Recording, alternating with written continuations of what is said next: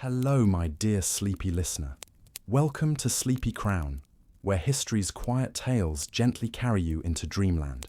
Tonight, we embark on a complete journey through one of history's most misunderstood monarchs, George III, the king who watched an empire crumble while battling demons only he could see. We'll softly explore the tragic story of a young prince who inherited the world's greatest empire, only to lose half of it to rebellion, revolution, and his own deteriorating mind. From his sheltered childhood in London's royal palaces to his final years of madness and isolation at Windsor Castle, this is the deeply human story of a king whose personal struggles changed the course of world history.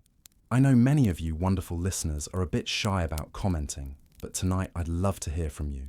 Even just a simple hello or your favourite royal fact would absolutely make my evening. Don't worry, there's no pressure, but your gentle words truly warm my heart and help our cosy community grow. And if you're finding comfort in these historical lullabies, a quiet like and subscribe helps me continue bringing you these peaceful tales. Before you drift away into peaceful slumber, please take a moment to like this video, leave even the tiniest comment about what draws you to royal history, and subscribe to keep these soothing historical tales coming your way. So cozy up, close your eyes, and let these gentle whispers from the Georgian era lull you into restful sleep. If you're new here, welcome to the Sleepy Crown family. George, later known as King George III, entered this world during the early morning hours of June 4th, 1738, in a modest townhouse on St. James's Square in London. But this was no ordinary birth, for the infant who would one day rule the largest empire in human history arrived 2 months too early, so fragile and small that those present feared he might not survive his first day. The premature child gasped for breath in the dimly lit chamber of Norfolk House, his tiny lungs struggling against the London air thick with coal smoke and summer humidity. His grandfather, King George II, was not even informed of the birth initially, such was the uncertainty surrounding the infant's survival. The royal physicians, dressed in their formal black coats and white powdered wigs, whispered among themselves in grave tones, their faces etched with concern as they examined the barely 3-pound child. Princess Augusta of Saxe-Gotha, his mother, lay exhausted on the great canopied bed, her face pale from the difficult labour. Despite her own German heritage, she had insisted that her child be born on English soil, making this infant the first in the Hanoverian line to be truly English by birth. Frederick, Prince of Wales, paced anxiously outside the chamber, his elaborate court dress rustling with each nervous step. As the heir to the throne, Frederick understood the monumental importance of this moment. This tiny, struggling infant represented the future of the British monarchy. The urgency of the situation demanded immediate action. Thomas Secker, both rector of St. James's Church and Bishop of Oxford, was summoned in the early hours to perform an emergency baptism. In the soft candlelight of that London morning, with rain pattering gently against the windows, the future King George III received his first blessing. The bishop's Latin words echoed softly in the chamber as he sprinkled holy water on the infant's forehead, christening him George William Frederick, names that would echo through British history for decades to come. 1 month later, when it became clear that the infant prince would indeed survive, a grand public baptism was arranged at Norfolk House. This ceremony was a magnificent affair, with representatives of European royalty standing as godparents. King Frederick I of Sweden served as one godparent, though represented by proxy, as was the custom for foreign royalty. The infant's great-aunt, Sophia Dorothea, Queen in Prussia, also stood as godmother through a representative. The elaborate ceremony, with its golden chalices, silk vestments, and formally dressed courtiers, marked the official introduction of the future king to the world. Despite his difficult entry into the world, young George quickly developed into a healthy, though notably reserved, child. Those who observed him in his earliest years remarked on his serious demeanour, quite unusual for a child of his station. While other royal children might be found running through palace corridors or disrupting formal ceremonies, George preferred quieter pursuits. He would often be discovered sitting silently in corners of the royal apartments, watching the adult world around him with remarkable intensity for one so young. His early childhood was spent primarily at Leicester House, where the family had moved when George was still an infant. This grand residence, with its sweeping staircases and numerous reception rooms, became the center of young George's world. Here, surrounded by portraits of his Hanoverian ancestors and elaborate tapestries depicting British victories, the future king began to form his understanding of what it meant to be royal. The relationship between George's parents provided a model of domestic harmony that would profoundly influence his later views on family and marriage. Unlike many royal couples of the era, Frederick and Augusta maintained a genuinely affectionate relationship, often spending their evenings together in the family's private apartments, rather than attending the endless round of court entertainments that occupied most of the nobility. Young George would often observe his parents reading together by candlelight, his father occasionally sharing passages from political treatises, or his mother reading from religious texts. This domestic tranquility stood in sharp contrast to the broader royal family dynamics. King George II maintained a famously difficult relationship with his son Frederick, viewing the Prince of Wales with suspicion and often open hostility. The king rarely visited Leicester House and showed little interest in his grandson's development during these early years. This absence of a grandfather figure would later contribute to George's somewhat isolated upbringing and his tendency toward introspection. Young George's education began informally in these early years, with his mother taking a particularly active role in his intellectual development. Princess Augusta, herself well educated by the standards of her time, insisted that her son learn to read and write in both English and German. By the age of 5, George could already compose simple letters in both languages, demonstrating the linguistic facility that would serve him well in his later diplomatic correspondence. The prince's early education also emphasized moral instruction, with daily readings from religious texts and discussions of ethical principles. Princess Augusta, deeply influenced by Protestant moral teachings, insisted that her son understand the religious foundations of monarchy.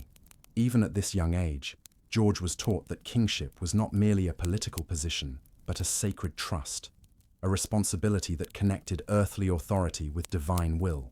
Physical education was not neglected, though it took forms appropriate to George's somewhat delicate constitution. Rather than the rough military exercises favored for many royal heirs, George's physical training focused on riding, dancing, and fencing, pursuits that would build his coordination and stamina while maintaining the dignity appropriate to his station.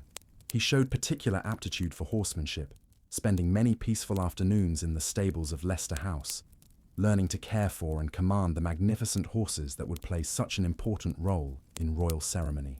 The young prince's personality began to manifest distinct characteristics that would define his entire life. His tutors noted his exceptional memory for details, his tendency to ask penetrating questions about the subjects he studied, and his remarkable attention to ceremony and protocol.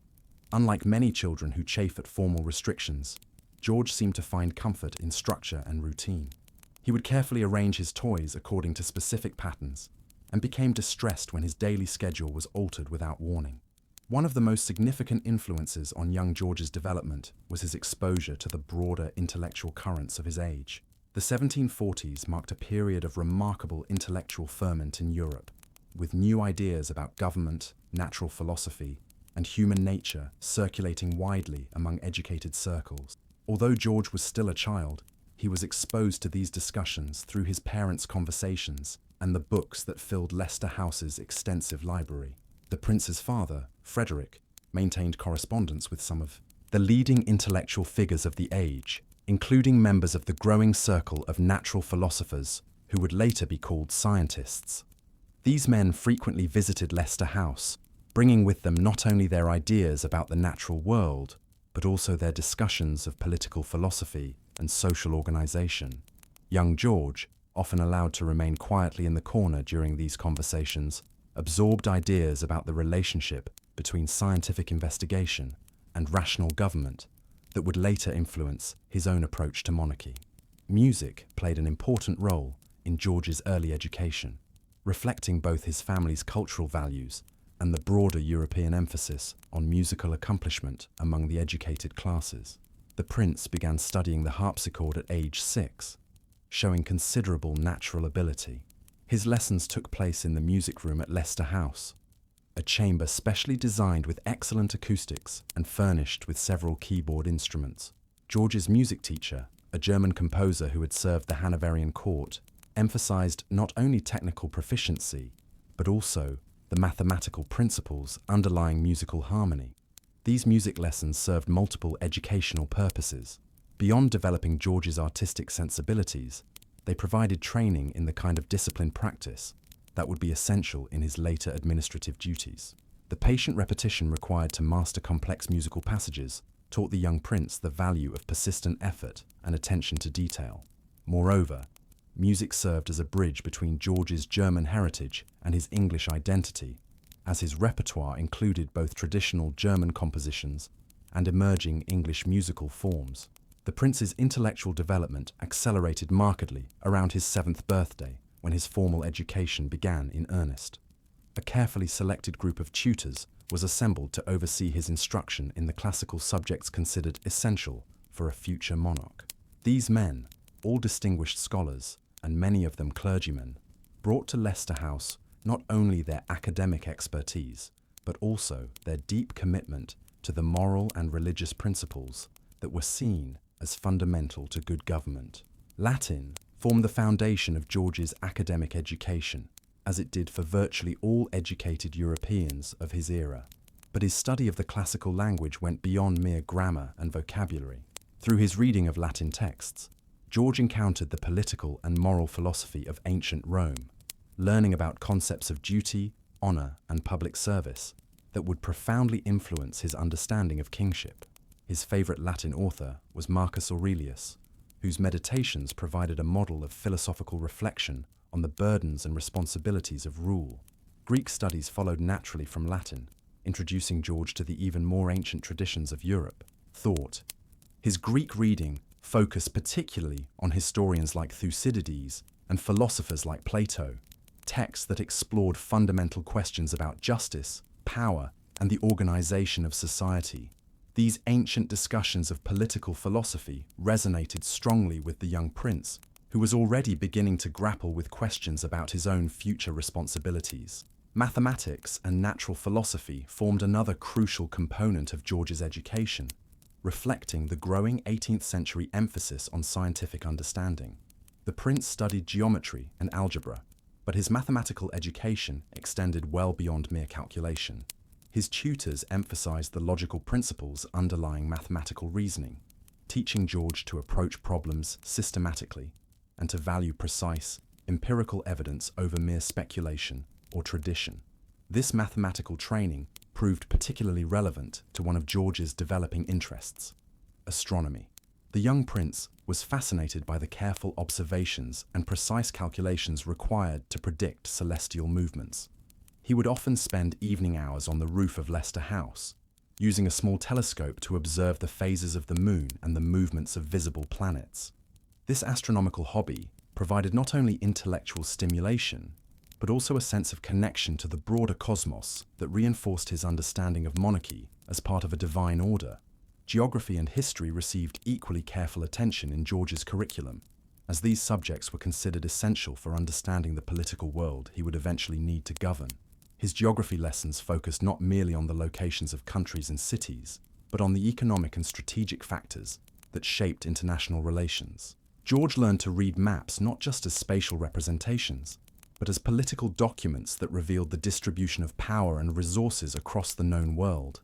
Historical study proved particularly engaging for the young prince, who showed remarkable ability to remember complex sequences of events and to understand the relationships between causes and consequences. His historical reading began with ancient civilizations, but quickly moved to more recent periods, with particular emphasis on English history and the development of parliamentary government. George's tutors were careful to present history not as a simple sequence of events, but as a complex interaction of political, economic, and cultural forces.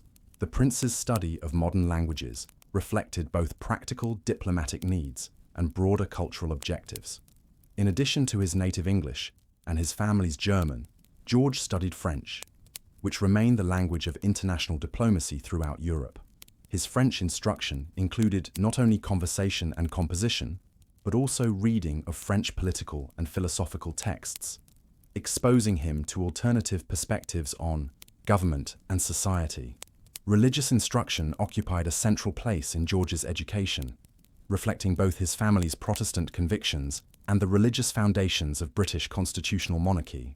The prince studied not only the Bible and the Book of Common Prayer, but also theological works that explored the relationship between religious faith and political authority.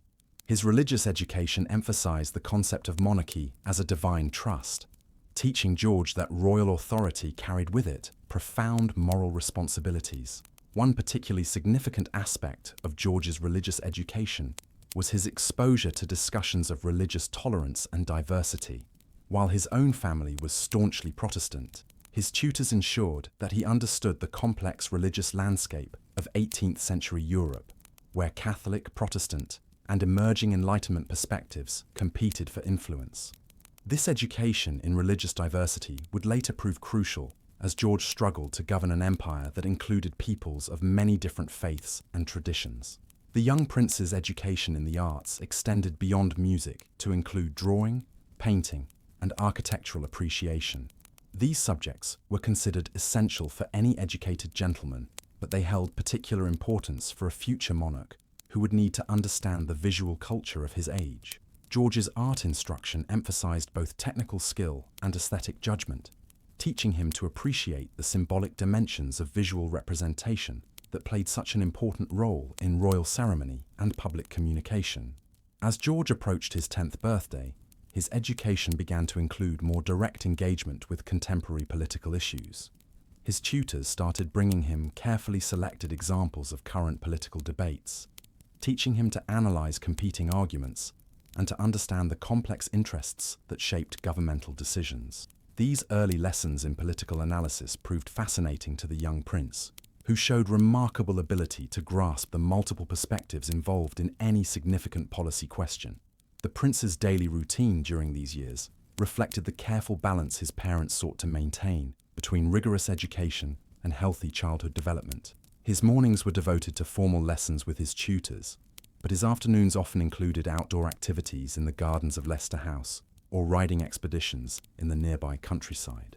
These recreational periods were not merely diversions, but served important educational purposes, teaching George about the natural world and providing opportunities for physical development.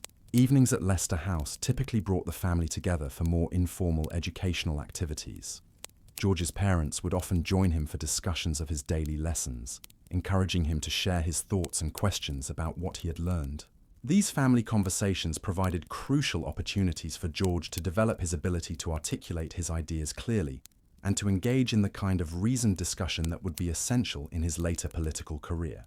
One of the most important aspects of George's early education was the development of his character and moral sensibilities. His parents and tutors consistently emphasized the ethical dimensions of leadership, teaching him that effective governance required not only intellectual ability, but also moral integrity and genuine concern for the welfare of his subjects. These character-building efforts included both formal moral instruction and practical examples of charitable work and public service. The prince's introduction to charitable activities began when he was quite young, with regular visits to institutions that cared for the poor and disadvantaged in London. These experiences provided George with first-hand exposure to the living conditions of ordinary people, helping him understand the real-world consequences of governmental policies. His parents believed that a future monarch needed to comprehend not only the theoretical principles of good government, but also the practical impacts of political decisions on the lives of common citizens. As George's 10th birthday approached, his education had provided him with a remarkably comprehensive foundation for his future role. He had mastered the classical languages and literature that formed the core of educated discourse in his era. He had developed competence in mathematics and natural philosophy that reflected the growing importance of scientific thinking. He had gained familiarity with modern languages and contemporary political issues that would be essential for international diplomacy. Perhaps most importantly, he had absorbed a deep sense of the moral responsibilities that accompanied political authority. The young prince's personality during these formative years revealed characteristics that would define his entire life and reign. His tutors consistently noted his conscientiousness and attention to detail, qualities that would later manifest in his careful approach to governmental administration. They also observed his tendency toward introspection and moral reflection, traits that would both strengthen and complicate his later political career. George's relationship with his younger brother Edward, born in 1739, provided important lessons in family responsibility and leadership. As the elder brother and heir to the throne, George was expected to set an example for Edward and to take some responsibility for his moral and intellectual development. This early experience in leadership and mentorship proved valuable preparation for his later role as head of state and leader of the broader royal family. The domestic harmony of Leicester House during George's childhood provided a model of family life that would profoundly influence his later values and priorities. Unlike many royal courts, where personal relationships were subordinated to political considerations, Frederick and Augusta maintained a household atmosphere that emphasized genuine affection and mutual respect. George observed daily examples of how personal virtue and public responsibility could be successfully combined, lessons that would guide his own approach to balancing private happiness with royal duty. By the time George reached his 10th birthday in 1748, he had developed into a serious, thoughtful child whose education had prepared him well for the challenges that lay ahead. His intellectual development had been remarkable, but equally important was his moral and character formation. The young prince had learned to see kingship not as a privilege to be enjoyed, but as a responsibility to be undertaken with dedication and humility.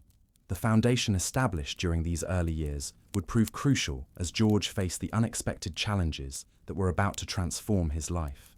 Unknown to the 10-year-old prince, political changes were already in motion that would dramatically alter his position and accelerate his preparation for the throne.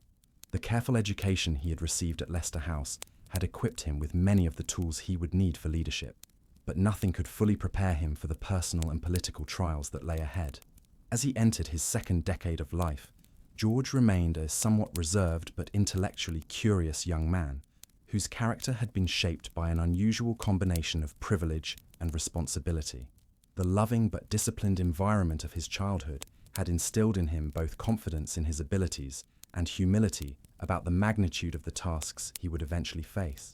Most importantly, his early education had established the moral framework that would guide his decisions throughout his long and tumultuous reign.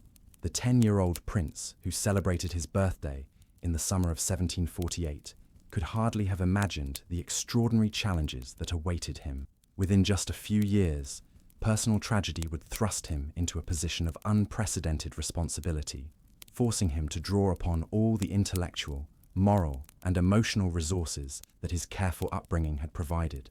The boy who had spent his early years in the peaceful surroundings of Leicester House was about to encounter the full complexity and burden of preparing for absolute power in an increasingly complex world.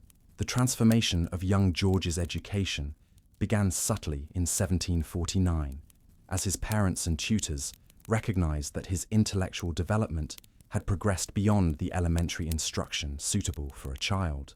At 11 years old, the prince was demonstrating capabilities that suggested he could handle more sophisticated academic challenges and begin the specialized preparation necessary for his eventual role as monarch. His expanded curriculum introduced him to constitutional law and governmental theory, subjects that would form the foundation of his political understanding.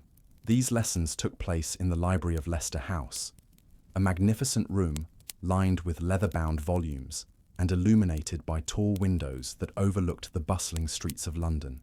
Here, surrounded by centuries of accumulated wisdom, George began his systematic study of the theoretical and practical aspects of royal governance.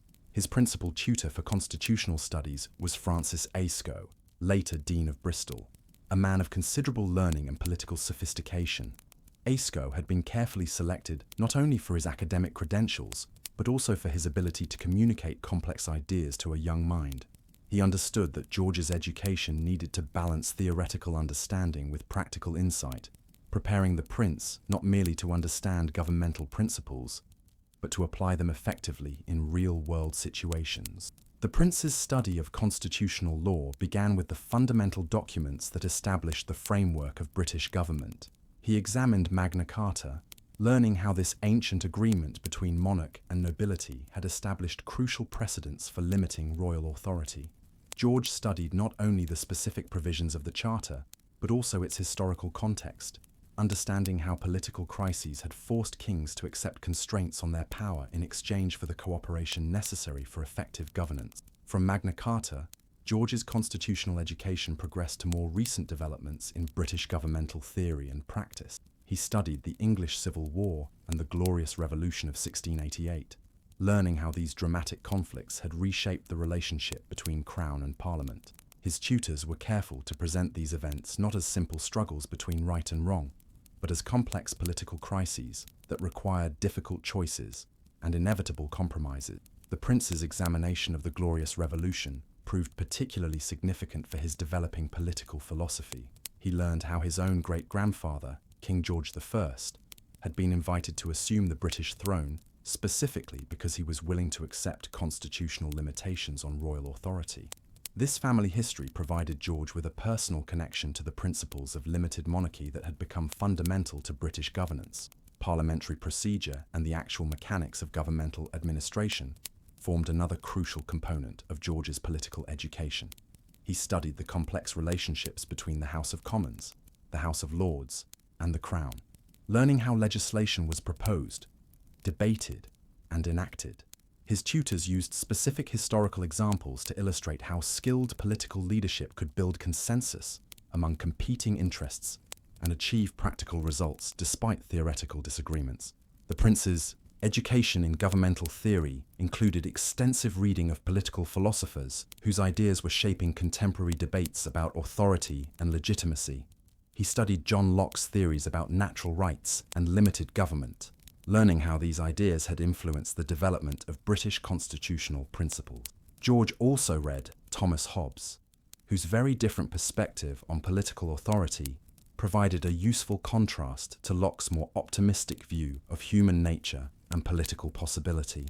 Perhaps even more significant for George's developing worldview was his introduction to the ideas of Charles de Montesquieu, whose Spirit of the Laws was revolutionizing European thinking about governmental organization. Montesquieu's analysis of different forms of government and his advocacy for the separation of powers provided George with analytical tools for understanding not only British government, but also the various political systems he would encounter in international relations. The prince's engagement with Montesquieu's work proved particularly important because it introduced him to systematic thinking about the relationship between governmental forms and social conditions. George learned to see political institutions not as abstract theoretical constructs, but as practical responses to specific historical circumstances and cultural conditions. This understanding would later prove crucial as he struggled to govern an empire that included peoples with vastly different traditions and expectations. Commercial and economic studies formed another essential element of George's expanding education. His tutors recognized that effective governance in the 18th century required sophisticated understanding of trade, finance, and economic development. The prince began studying the principles of commerce, learning about the complex networks of exchange that connected British producers with markets throughout Europe and the growing colonial empire. George's economic education included both theoretical study and practical observation.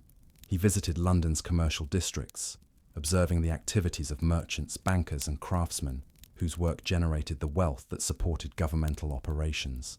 These first-hand experiences provided the prince with concrete understanding of how abstract economic principles translated into the daily realities of commercial life.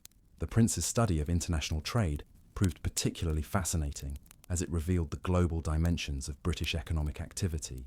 He learned about the triangular trade that connected British manufacturers with African slave traders and American plantation owners, understanding both the enormous profits generated by this system and the moral questions it raised.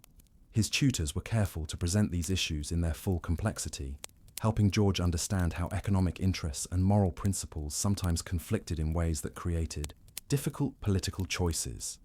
Agricultural studies occupied an important place in George's education, reflecting both the primarily agricultural nature of 18th century economy and the prince's personal interest in farming and land management. He learned about crop rotation, animal husbandry, and soil improvement, knowledge that would later prove useful when he pursued his famous hobby of experimental farming. But his agricultural education also included broader questions about rural social organization and the relationship between landlords and tenants. The prince's exposure to agricultural innovation reflected the broader intellectual movement known as the Agricultural Revolution, which was transforming farming practices throughout Europe. George studied the work of agricultural improvers who were developing new techniques for increasing crop yields and improving livestock breeds.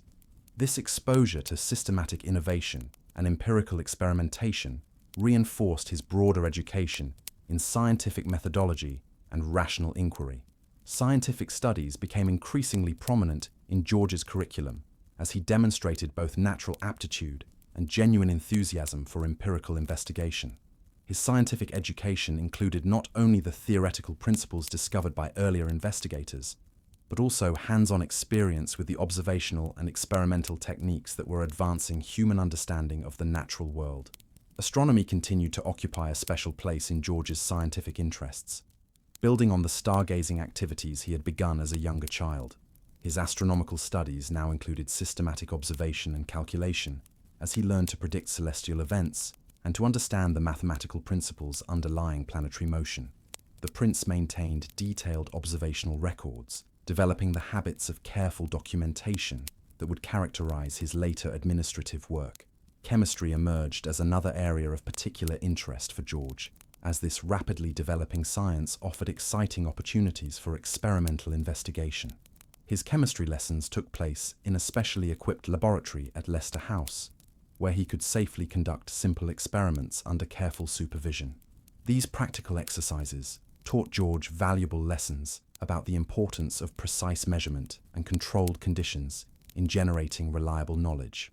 The prince's chemical studies also introduced him to questions about the practical applications of scientific knowledge. He learned about metallurgy and the chemical processes used in manufacturing, understanding how scientific discoveries could translate into technological improvements that enhanced economic productivity.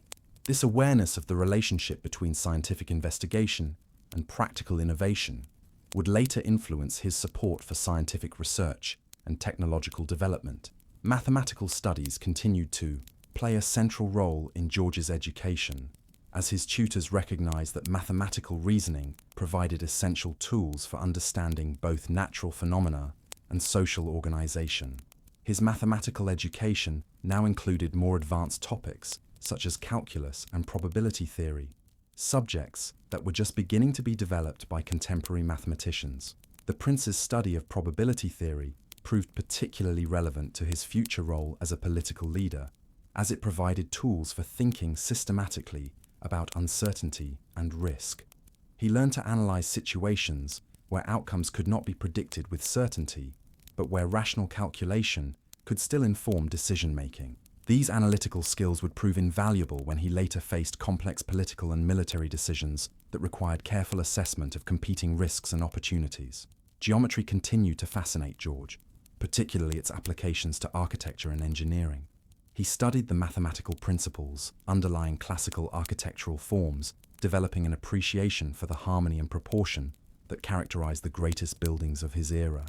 This architectural education contributed to his later interest in building and landscape design, pursuits that would provide both personal satisfaction and opportunities for artistic expression. The prince's linguistic education expanded to include additional modern languages beyond the English, German, and French he had already mastered. He began studying Italian, both for its literary treasures and for its diplomatic importance in European international relations. His Italian studies included reading of classical authors like Dante and contemporary writers whose work reflected current intellectual and cultural trends. George's language instruction emphasized not merely grammatical competence, but also cultural understanding. His tutors recognized that effective international diplomacy required sensitivity to the cultural assumptions and social customs that shaped communication in different societies. The prince learned to see language study as a window into alternative ways of thinking and organizing social life. Latin and Greek studies continued to deepen as George demonstrated exceptional ability in classical languages and literature. His advanced classical studies now included not only the major authors he had encountered earlier, but also more specialized texts that explored particular aspects of ancient political and moral philosophy. He read extensively in Cicero's political speeches, learning about rhetorical techniques and political strategy from one of history's most skilled practitioners. The prince's Greek studies focused particularly on historical works that analyzed the rise and fall of political systems. He studied Thucydides' account of the Peloponnesian War, learning valuable lessons about how internal divisions and external pressures could undermine even the most powerful states. These historical case studies provided George with analytical frameworks for understanding the political challenges he would later face. Philosophy became an increasingly important component of George's education, as he demonstrated capacity for abstract thinking and moral reasoning. His philosophical studies included both classical authors and contemporary writers who were developing new approaches to fundamental questions about knowledge, ethics, and political organization. He read extensively in the works of British empiricist philosophers, learning about the methodological approaches that were revolutionizing understanding of human knowledge and social organization. The prince's study of moral philosophy proved particularly significant for his developing sense of royal responsibility. He examined different theories about the sources of ethical obligation, learning to think systematically about the relationship between personal conscience and public duty. His moral education emphasized the concept that political authority created special obligations to promote the common good and to protect the interests of the most vulnerable members of society. Religious studies continued to occupy a central place in George's education, but his theological instruction now included more sophisticated analysis of doctrinal questions and ecclesiastical organization. He studied the history of Christian thought, learning about the theological controversies that had shaped different religious traditions and understanding the relationship between religious belief and political authority.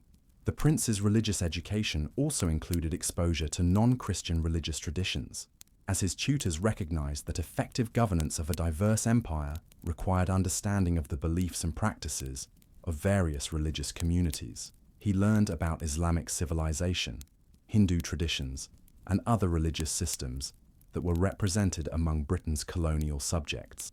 Music education remained important in George's curriculum, but his musical studies now included composition and music theory, in addition to performance skills. He learned about the mathematical relationships underlying musical harmony, connecting his musical education with his broader studies in mathematics and natural philosophy. The prince's musical accomplishments would later provide both personal enjoyment and opportunities for cultural diplomacy.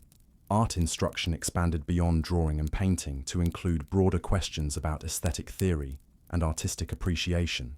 George studied the great artistic traditions of Europe, learning to analyze paintings, sculptures, and architectural works as expressions of cultural values and artistic achievement. His art education emphasized the social and political functions of artistic patronage, preparing him for his later role as a supporter of British arts and culture. The prince's education in contemporary literature introduced him to the emerging literary forms that were defining 18th century cultural expression. He read novels, a relatively new literary form, and studied poetry that reflected contemporary social and political concerns. His literary education helped him understand how cultural expression both reflected and shaped public opinion about political and social questions. Historical studies became increasingly sophisticated as George demonstrated exceptional ability to understand complex historical processes and to draw practical lessons from past experiences. His historical reading now included detailed analysis of recent European political developments, helping him understand the international context within which British policy was formulated and implemented. The prince's study of contemporary history included careful analysis of the ongoing 7 Years' War, which was reshaping the balance of power among European nations and their colonial empires. He learned about military strategy and diplomatic maneuvering, understanding how warfare and negotiation combined to determine political outcomes. These contemporary historical studies provided George with practical education in the realities of international relations. As George approached his 13th birthday in 1751, his education had provided him with remarkably comprehensive preparation for his future responsibilities. He had mastered the intellectual tools necessary for effective governance, developed sophisticated understanding of political and economic principles, and gained broad cultural knowledge that would enable him to serve as a patron and leader of British civilization. Perhaps most importantly, George's education had instilled in him a deep sense of moral responsibility and public duty. His tutors had successfully communicated the idea that royal authority was not a privilege to be enjoyed, but a trust to be discharged with dedication and humility. The prince had learned to see himself not as superior to his future subjects, but as their servant, charged with promoting their welfare and protecting their interests. The 13-year-old prince, who was developing into a thoughtful and capable young man, had no way of knowing that dramatic changes were about to transform his life completely. Within months, personal tragedy would thrust him into a position of vastly increased responsibility, forcing him to draw upon all the intellectual and moral resources that his careful education had provided. The boy, whose childhood had been spent in the peaceful surroundings of Leicester House, was about to encounter the full weight of preparing for the burden of absolute power. The spring of 1751 began like any other at Leicester House, with Prince George continuing his rigorous educational schedule and enjoying the companionship of his growing family. His younger brother Edward had developed into a lively companion, and the recent birth of additional siblings had created a bustling household atmosphere that delighted both parents. Frederick, Prince of Wales, seemed to be in excellent health and spirits, actively engaged in his political activities and taking great pleasure in his children's educational progress. Frederick had spent the early months of 1751 pursuing his various interests with characteristic energy and enthusiasm. He continued his correspondence with leading intellectual figures of the day, maintained his political connections in opposition to his father, King George II, and devoted considerable time to his favourite recreational pursuits, including cricket and gardening. The Prince of Wales had recently begun planning extensive improvements to the gardens at Leicester House, envisioning elaborate landscaping projects that would create both beautiful surroundings and practical agricultural experiments. On the morning of March 20th, 1751, Frederick began what appeared to be a perfectly ordinary day. He breakfasted with his family, as was his custom, and spent some time reviewing correspondence with his secretaries. The weather was pleasant for late winter, and Frederick decided to spend part of the afternoon outdoors, working in the gardens behind Leicester House. Gardening had become one of his greatest passions, and he often declared that physical work in the soil provided relief from the mental demands of political activity. The Prince of Wales worked energetically throughout the afternoon, directing gardeners in transplanting trees and personally handling some of the heavier physical tasks. Those who observed him during these hours noted nothing unusual about his appearance or energy level. Frederick seemed to be enjoying himself thoroughly, discussing plans for future garden improvements and expressing satisfaction with the progress of current projects. As evening approached, Frederick began to feel somewhat fatigued, which seemed natural after several hours of physical exertion. He joined his family for dinner, but his appetite was noticeably diminished, and he complained of slight difficulty breathing.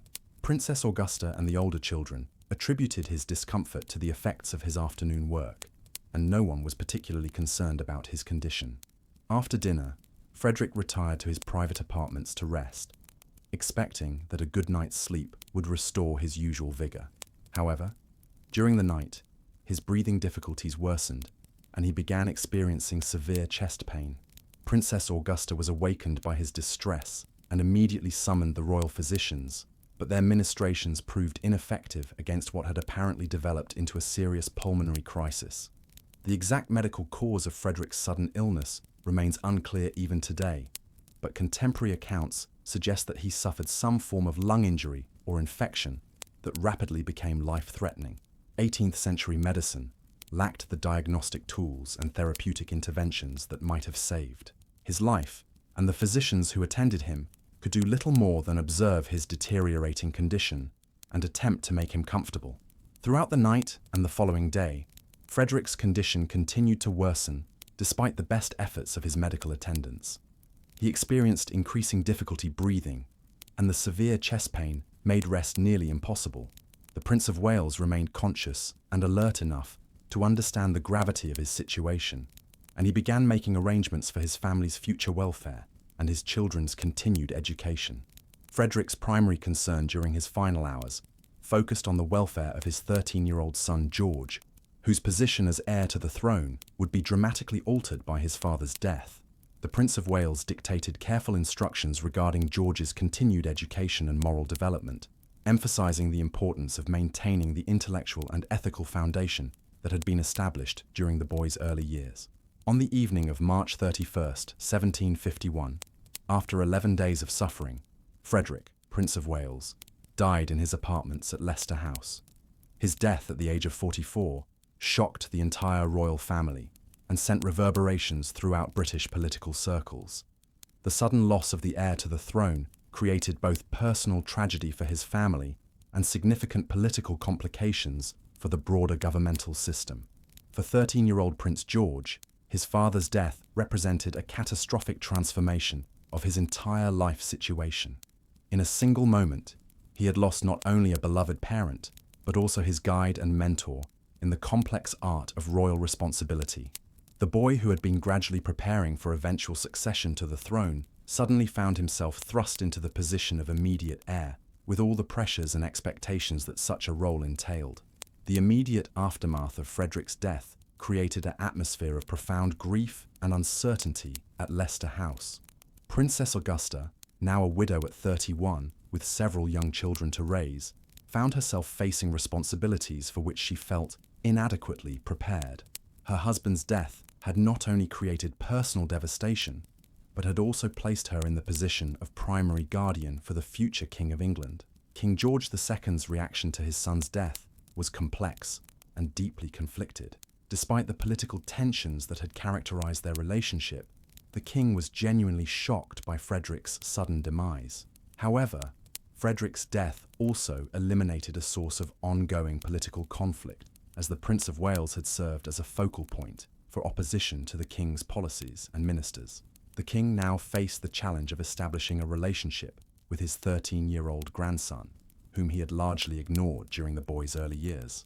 3 weeks after his father's funeral, on April 20th, 1751, Prince George received the formal title of Duke of Edinburgh, which had been held by his late father. This ceremonial recognition marked the beginning of his official preparation for eventual kingship, but it also emphasized the weight of expectations now resting on his young shoulders. The boy, who had recently been concerned primarily with his studies and family relationships, suddenly found himself at the center of national attention and political speculation. The political implications of Frederick's death extended far beyond the immediate royal family. The Prince of Wales had been building a network of political alliances in opposition to King George II's administration, and his death left these opposition forces without clear leadership. Some political figures hoped that they might be able to influence the young Prince George, but Princess Augusta was determined to protect her son from premature political involvement. Princess Augusta's approach to her widowhood and her son's changed circumstances reflected both her personal grief and her determination to honor her late husband's educational priorities. She insisted that George's intellectual development should continue without interruption, but she also recognized that his preparation would now need to include more explicit instruction in the practical aspects of royal governance. One of the most significant changes in George's life following his father's death was the increased attention he received from King George II. The king, perhaps feeling some guilt about his previous neglect of his grandson, began taking a more active interest in the boy's education and development. However, this newfound attention was not entirely welcome, as it brought with it pressures and expectations that had previously been absent from George's relatively sheltered existence. King George II's vision for his grandson's preparation differed significantly from the approach that Frederick and Augusta had been pursuing. The king believed that George needed more exposure to court life and political activity, while Princess Augusta preferred to continue the more academic and moral focus that had characterized the boy's early education. This difference of opinion created tensions that would influence George's development throughout his teenage years. The young prince's emotional response to his father's death was profound and long-lasting. Frederick had been not only a parent, but also a close companion and intellectual mentor, and his sudden absence left a void that would never be entirely filled. George had difficulty sleeping in the weeks following the funeral, and his tutors noted that his usually excellent concentration was significantly impaired by grief and anxiety. Despite his emotional turmoil, George demonstrated remarkable resilience in adapting to his changed circumstances. His natural conscientiousness and sense of duty helped him understand that his personal grief needed to be balanced against his public responsibilities. The 13-year-old prince began to display the kind of mature self-discipline that would characterize his entire adult life. The practical arrangements for George's continued education required careful negotiation between Princess Augusta and King George II. The king wanted his grandson to spend more time at the royal court, where he could observe governmental operations and begin developing relationships with important political figures. Princess Augusta feared that premature exposure to court intrigue might corrupt her son's moral development and interfere with his academic progress. A compromise was eventually reached that allowed George to continue living primarily with his mother, while spending regular periods at various royal residences under his grandfather's direct supervision. These visits to the royal court provided the young prince with his first extensive exposure to the complex world of 18th century politics. But they also created stress and uncertainty that complicated his emotional recovery from his father's death. During his visits to the royal court, George observed the intricate ceremonial procedures that surrounded royal life and began to understand the symbolic dimensions of monarchy that extended far beyond mere political authority. He watched his grandfather conduct formal audiences, preside over governmental meetings, and participate in the elaborate rituals that reinforced royal authority in the minds of subjects and foreign dignitaries. These early exposures to court life provided George with valuable insights into the practical mechanics of royal governance, but they also revealed the isolation and artificiality that characterized royal existence. The young prince began to understand that being king meant living under constant observation and scrutiny, with every action subject to interpretation and political analysis. King George II attempted to accelerate his grandson's political education by allowing him to observe meetings with ministers and to read carefully selected governmental documents. These experiences provided George with his first direct exposure to the complex policy questions that faced the British government, but they also emphasized the magnitude of the responsibilities he would eventually inherit.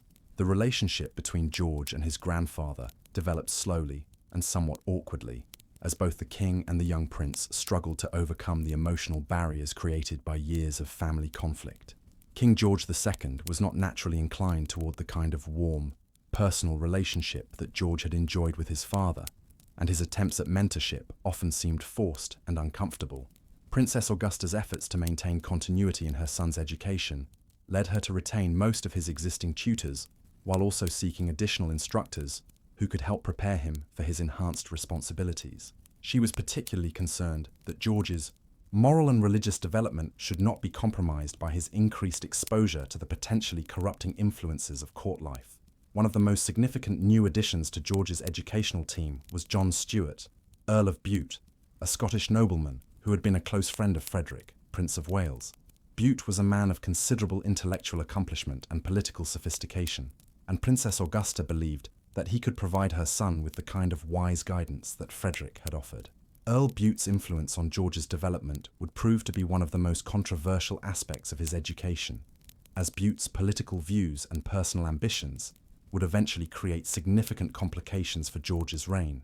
However, in the immediate aftermath of Frederick's death, Bute's presence provided both emotional comfort and intellectual stimulation during a period of profound loss and adjustment. The Earl's approach to George's education emphasized the development of strong personal character and unwavering commitment to duty, principles that resonated strongly with the young prince's existing moral education. Bute reinforced the lessons about royal responsibility that George had learned from his parents, but he also introduced more specific ideas about the practical exercise of royal authority. Under Bute's guidance, George began studying contemporary political theory with new intensity, focusing particularly on ideas about the proper relationship between monarchical authority and parliamentary government. These studies were designed to help him understand not only the constitutional limits on royal power, but also the ways in which a skilled monarch could exercise effective leadership within those constraints. George's intellectual development during the period following his father's death reflected both his personal resilience and the quality of the educational support he continued to receive. Despite the emotional trauma of his loss and the pressure of his changed circumstances, he maintained his academic excellence and demonstrated growing sophistication in his understanding of complex political and moral questions. The young prince's character during this difficult period impressed both his family and his tutors with its combination of sensitivity and strength. He grieved deeply for his father, but did not allow his sorrow to interfere with his responsibilities. He accepted the increased expectations placed upon him without complaint, but he also maintained the humility and concern for others that had characterized his childhood personality. One of the most significant challenges George faced during this period was learning to navigate the complex political environment that surrounded the royal family. His father's death had eliminated a major source of political opposition to King George II, but it had also created new uncertainties about the future direction of British governance. Various political factions began attempting to establish relationships with the young prince, hoping to influence his development and secure his future support for their policies and positions. Princess Augusta and Earl Bute worked carefully to protect George from premature political commitments, while ensuring that he understood the different perspectives and interests that shaped British political life. George's education in practical politics during this period included not only formal instruction, but also careful observation of the political maneuvering that surrounded his own position. He learned valuable lessons about the ways in which personal relationships, economic interests, and ideological commitments combined to shape political behavior. The young prince's exposure to international affairs also expanded significantly during this period, as his tutors recognized that his future role would require sophisticated understanding of Britain's relationships with other European powers. George studied the ongoing diplomatic negotiations that were attempting to resolve various international conflicts, learning about the complex calculations that influenced foreign policy decisions. As George approached his 14th birthday in the summer of 1752, the first anniversary of his father's death, he had adapted remarkably well to his transformed circumstances. The tragedy that had initially seemed likely to derail his development had instead accelerated his maturation and deepened his understanding of the responsibilities he would eventually inherit. The young prince had learned painful but valuable lessons about the unpredictability of life and the importance of being prepared for unexpected challenges. His father's sudden death had demonstrated that the future he had been preparing for might arrive much sooner than anyone had anticipated, and this realization had given new urgency and focus to his educational efforts. George's relationship with his mother had also evolved during this difficult period, as Princess Augusta had come to rely increasingly on her eldest son's emotional support and practical assistance in managing family affairs. This experience of helping to care for his younger siblings and support his grieving mother provided George with valuable preparation for the leadership responsibilities he would later assume. The foundation that had been established during George's early childhood had proved remarkably durable during this period of crisis and change. The intellectual skills, moral principles, and personal character traits that had been developed during his peaceful years at Leicester House served him well as he navigated the more complex and demanding circumstances that followed his father's death. Perhaps most importantly, George had demonstrated that he possessed the emotional resilience and moral strength necessary to handle the burdens of royal responsibility. The 13-year-old boy, who had faced his father's death with dignity and courage, was well on his way to becoming the kind of leader that Frederick, Prince of Wales, had hoped to raise. The years following Frederick's death marked a crucial period in George's development, as the young prince gradually adapted to his role as heir apparent while continuing his intensive education.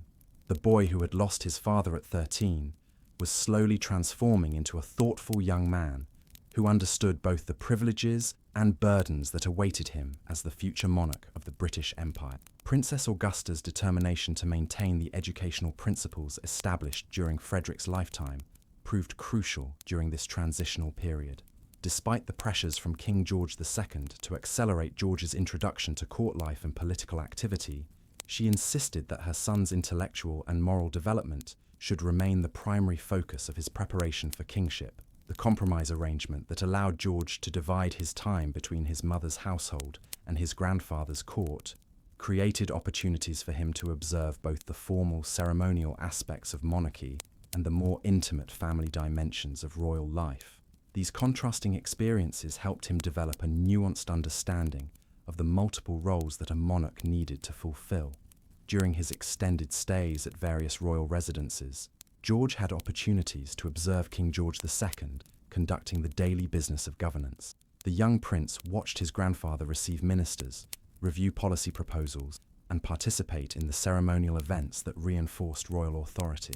These observations provided George with practical insights into the administrative and symbolic functions of monarchy. King George II's approach to his grandson's political education reflected both genuine concern for the boy's preparation and the king's own understanding of governmental operations. The king believed that George needed to understand not only the theoretical principles of constitutional monarchy, but also the practical skills required for effective leadership in a complex political environment. One of the most valuable aspects of George's education during this period was his exposure to the personalities and perspectives of the various ministers and political figures who served in his grandfather's government. The young prince learned to observe how different individuals approached policy questions and how personal relationships influenced political outcomes. George's natural inclination toward careful observation and analysis served him well during these educational experiences. His tutors noted that he had developed exceptional ability to listen carefully to complex discussions and to identify the key issues and underlying interests involved in political debates. This analytical skill would later prove invaluable as he faced his own governmental responsibilities. The young prince's education in military affairs began during this period, as both King George II and Earl Bute recognized that understanding military organization and strategy was essential for any future monarch. George studied the principles of military science, learning about tactics, logistics, and the complex relationships between military and civilian authority. His military education included not only theoretical study, but also practical observation of military units and training exercises. George visited various military installations, where he observed the daily routines of army life and learned about the challenges facing British forces in their various international commitments. These experiences helped him develop respect for military service and understanding of the practical requirements for effective military leadership. George's study of naval affairs proved particularly important, given Britain's increasing dependence on naval power for both commercial and military purposes. He learned about ship design and construction, naval tactics, and the logistical challenges involved in maintaining effective naval forces across the globe. His naval education included visits to shipyards and naval bases, where he could observe the complex operations required to maintain Britain's growing fleet. The prince's exposure to colonial affairs during this period provided him with his first systematic understanding of the vast empire that he would eventually govern. He studied maps showing British territorial holdings around the world and learned about the diverse populations, resources, and political arrangements that characterized different colonial regions. George's colonial education emphasized both the economic benefits that the empire provided to Britain and the administrative challenges involved in governing distant territories with diverse populations and local conditions. His tutors were careful to present colonial administration as a complex responsibility that required both firm authority and sensitivity to local circumstances. The young prince's study of American colonial affairs during the early 1750s provided him with background knowledge that would later prove crucial as tensions developed between Britain and her North American colonies. He learned about the different colonial governments, the economic relationships between the colonies and the mother country, and the various cultural and religious traditions that characterized colonial society. George's education in economic affairs expanded significantly during this period, as his tutors recognized that understanding commercial and financial principles was essential for effective governance in an increasingly complex economic environment. He studied the principles of taxation, public finance, and international trade, learning about the relationships between governmental policy and economic development. The prince's economic education included practical observation of commercial activities in London and other major cities. He visited markets, workshops, and financial institutions, observing the daily operations that generated the wealth necessary to support governmental activities and maintain Britain's international position. George's growing understanding of economic principles helped him appreciate the complex relationships between domestic prosperity and international competition. He learned how trade policies affected different groups within British society and how international economic relationships influenced diplomatic and military considerations. The young prince's religious education continued to evolve during this period, as his tutors recognized that understanding religious diversity and ecclesiastical administration would be crucial for governing an empire that included peoples of many different faiths. George studied not only Anglican theology and church organization, but also the various Protestant denominations and Catholic traditions represented within the British Isles and the broader empire. His religious education emphasized the monarch's role as supreme governor of the Church of England, a position that carried both ceremonial responsibilities and practical authority over ecclesiastical appointments and policies. George learned about the historical development of this role and the ongoing challenges involved in maintaining religious unity while respecting diverse traditions. The prince's study of religious questions also included examination of the relationship between religious belief and political authority. He explored how different religious traditions understood the divine foundations of governmental authority and how religious differences could create political conflicts that required careful management. George's artistic and cultural education expanded significantly during this period, reflecting both his personal interests and the recognition that cultural patronage was an important aspect of royal responsibility. He continued his musical studies, achieving considerable proficiency on several instruments and developing sophisticated understanding of musical composition and theory. The prince's artistic education included systematic study of painting, sculpture, and architecture, with particular emphasis on understanding how artistic expression reflected and shaped cultural values. He visited major artistic collections and architectural sites, learning to appreciate both aesthetic excellence and the social functions of artistic patronage. George's growing interest in natural philosophy and scientific investigation reflected the broader intellectual currents of his age, as the mid-18th century marked a period of remarkable scientific advancement. He studied the work of contemporary scientists and natural philosophers, learning about the experimental methods that were expanding human understanding of the natural world. The prince's scientific education included hands-on experience with experimental techniques and scientific instruments. He conducted simple experiments in chemistry and physics, developing appreciation for the careful methodology required for reliable scientific investigation. These experiences reinforced his broader education in rational inquiry and empirical observation. George's interest in astronomy continued to develop during this period, as he gained access to more sophisticated telescopes and observational techniques. He maintained detailed records of his astronomical observations and corresponded with leading astronomers about his findings and questions. This scientific hobby provided both intellectual stimulation and a sense of connection to the broader universe that reinforced his understanding of divine providence and natural order. The young prince's mathematical education advanced to include increasingly sophisticated topics, including advanced geometry, algebra, and the emerging field of calculus. His mathematical studies provided tools for understanding both natural phenomena and social organization, as mathematical reasoning was increasingly applied to economic and political questions. George's study of statistics and probability theory proved particularly relevant to his future governmental responsibilities, as these mathematical tools provided methods for analyzing complex social and economic data. He learned to use quantitative analysis to evaluate policy alternatives and to understand the likely consequences of different governmental decisions. The prince's education in modern languages continued to expand, as he achieved fluency in several languages beyond his native English and family German.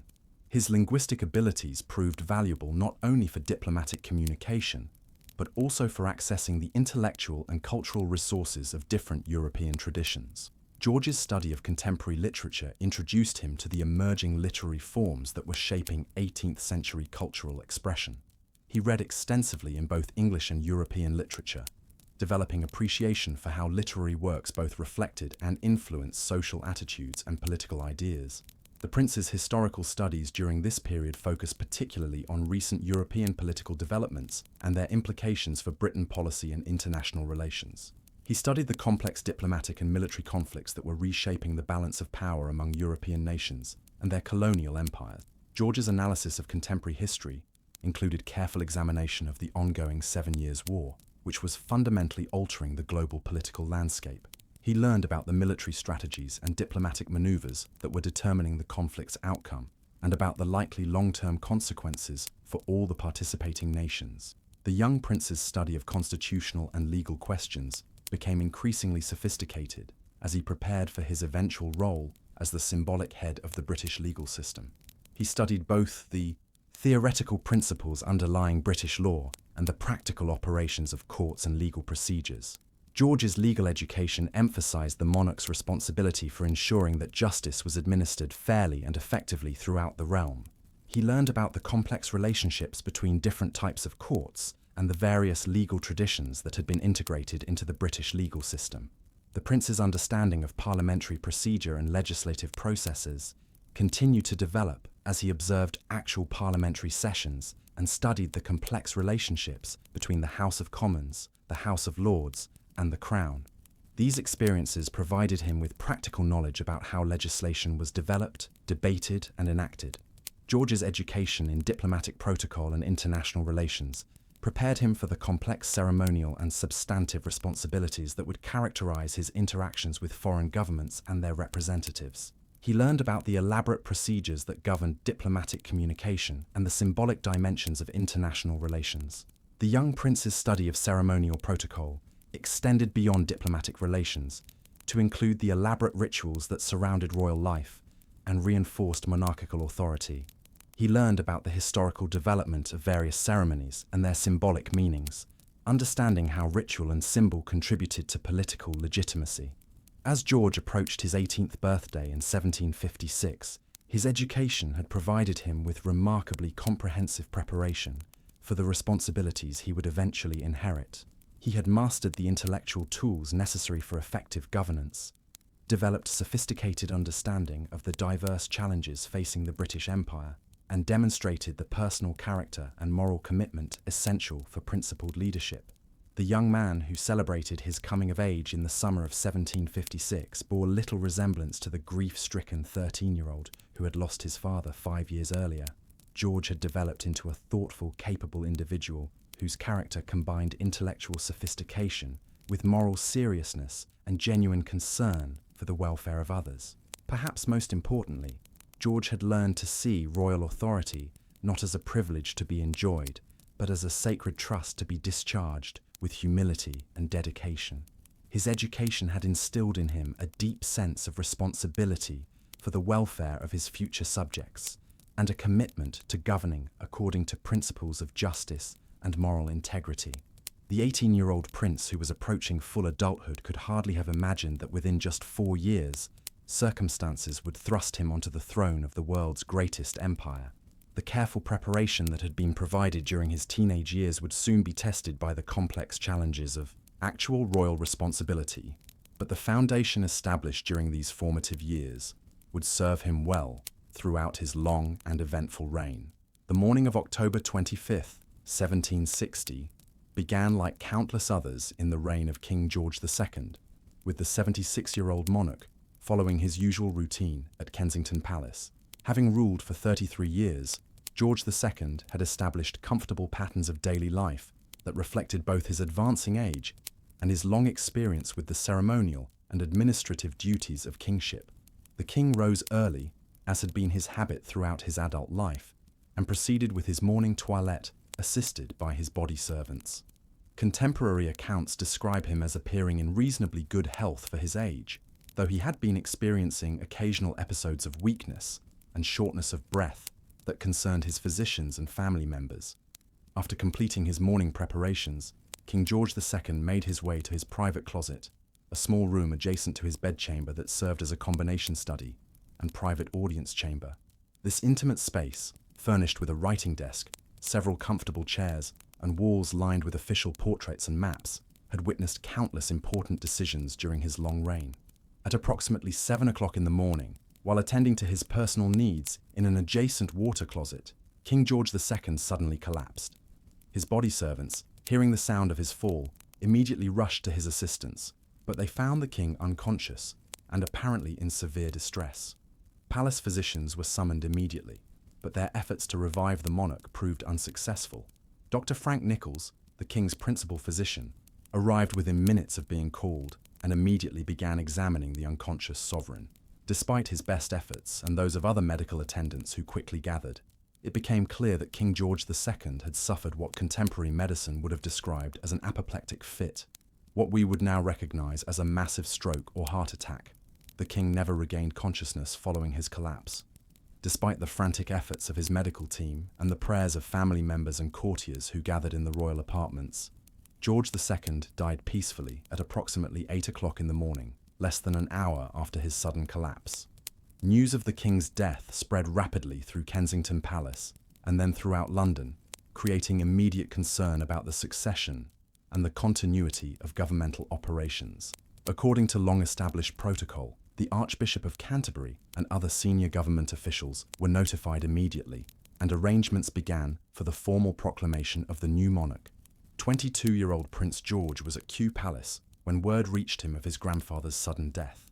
The young man who had been heir, apparent for 9 years, suddenly found himself King George III, ruler of the British Empire at one of the most challenging periods in its history. The transition from prince to sovereign occurred in an instant, but the practical and emotional adjustments required by this transformation would take much longer to complete. The immediate protocol surrounding the king's death followed centuries-old traditions designed to ensure continuity of royal authority and prevent any gap in governmental operations. Within hours of George II's death, heralds appeared at strategic locations throughout London to proclaim the accession of his successor, formally announcing to the assembled crowds that King George II is dead. Long live King George III. The new king's first official acts reflected both the constitutional requirements of his position and his personal character and priorities. George III's initial proclamation to his subjects emphasized his commitment to governing according to constitutional principles and his dedication to protecting the welfare and interests of the British people. One of the most significant aspects of the new king's early statements was his explicit identification with British rather than German interests. Unlike his predecessors, who had maintained strong emotional and political connections to their Hanoverian homeland, George III proclaimed that he gloried in the name of Britain and considered himself to be fundamentally British rather than German in his loyalties and priorities.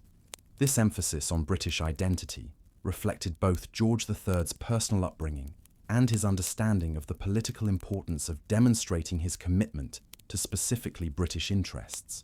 Previous Hanoverian monarchs had been criticized for allowing German concerns to influence British policy, and the new king was determined to avoid similar criticism.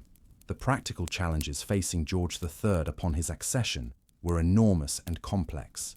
The 7 Years' War was still raging across multiple continents, requiring careful coordination of military strategy and diplomatic negotiations. The British Empire had expanded dramatically during the previous decades, creating new administrative and political challenges that demanded innovative approaches to governance.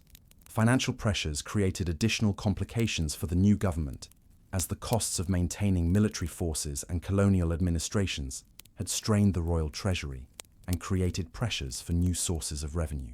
These financial challenges would soon contribute to the policy decisions that alienated the American colonies and ultimately led to the loss of Britain's most valuable overseas territories. George III's relationship with existing governmental ministers and advisors required careful management during the transition period. Many of these men had served under King George II for years or even decades, and their willingness to transfer their loyalty and cooperation to the new monarch would significantly influence the effectiveness of his early reign. The new king's personal preferences and political philosophy differed in important ways from those of his predecessor, creating potential sources of conflict with existing office holders and established policies. George III's moral seriousness and his commitment to what he saw as constitutional principles sometimes clashed with the more pragmatic approaches favored by experienced political operators. Earl Bute's influence over the new king became immediately apparent as George III began making appointments and policy decisions. Bute's political philosophy and his personal relationship with the king created suspicion among many established political figures who feared that the Earl's Scottish background and theoretical approach to governance would prove problematic for practical political management.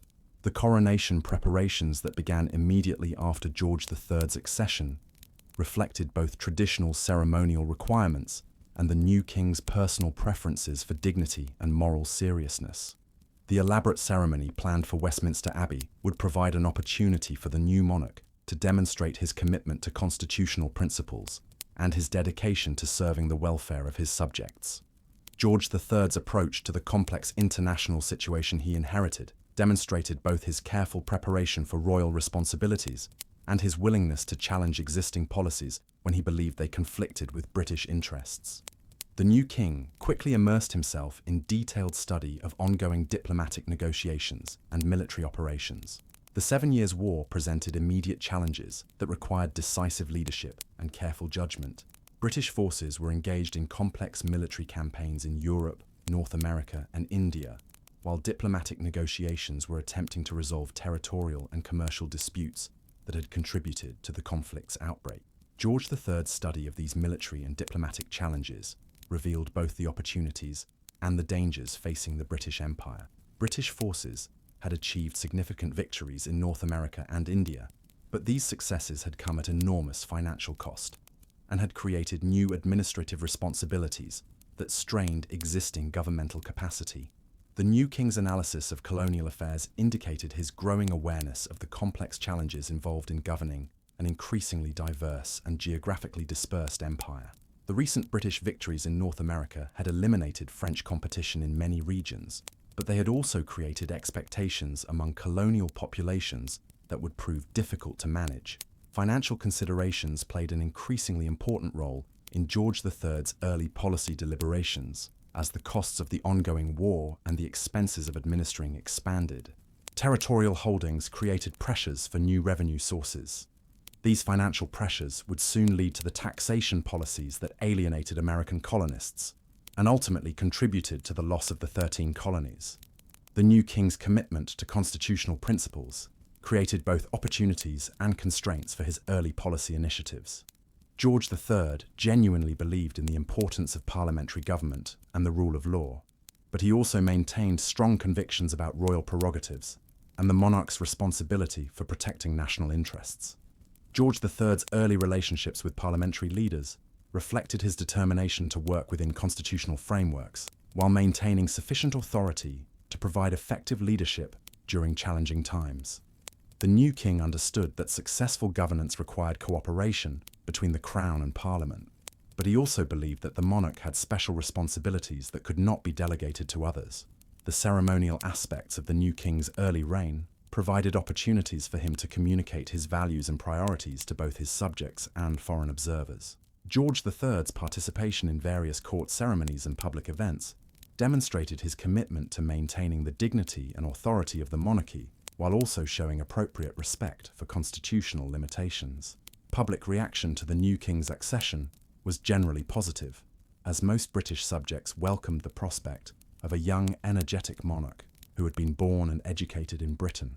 George III's obvious intelligence and moral seriousness created optimistic expectations that his reign would mark a new chapter in British political and social development. The international response to George III's accession reflected both the global importance of the British Empire and the complex diplomatic situation created by the ongoing 7 Years' War. Foreign governments carefully studied the new king's early statements and policy decisions for indications of how British international relations might evolve under his leadership. As George III completed his first year as king, the challenges and opportunities of his new position had become increasingly clear.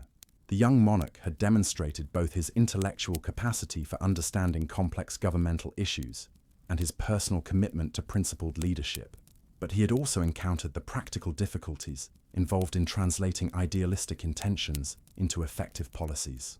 The foundation established during George III's careful education and preparation had served him well, during the transition to actual royal responsibility. But the real tests of his leadership abilities lay ahead. The decisions he would make during his early years as king would determine both the character of his reign and the future development of the British Empire. The 23-year-old monarch, who celebrated his first anniversary as king in October 1761, had already demonstrated remarkable growth in his understanding of governmental operations and his ability to handle the complex pressures of royal responsibility.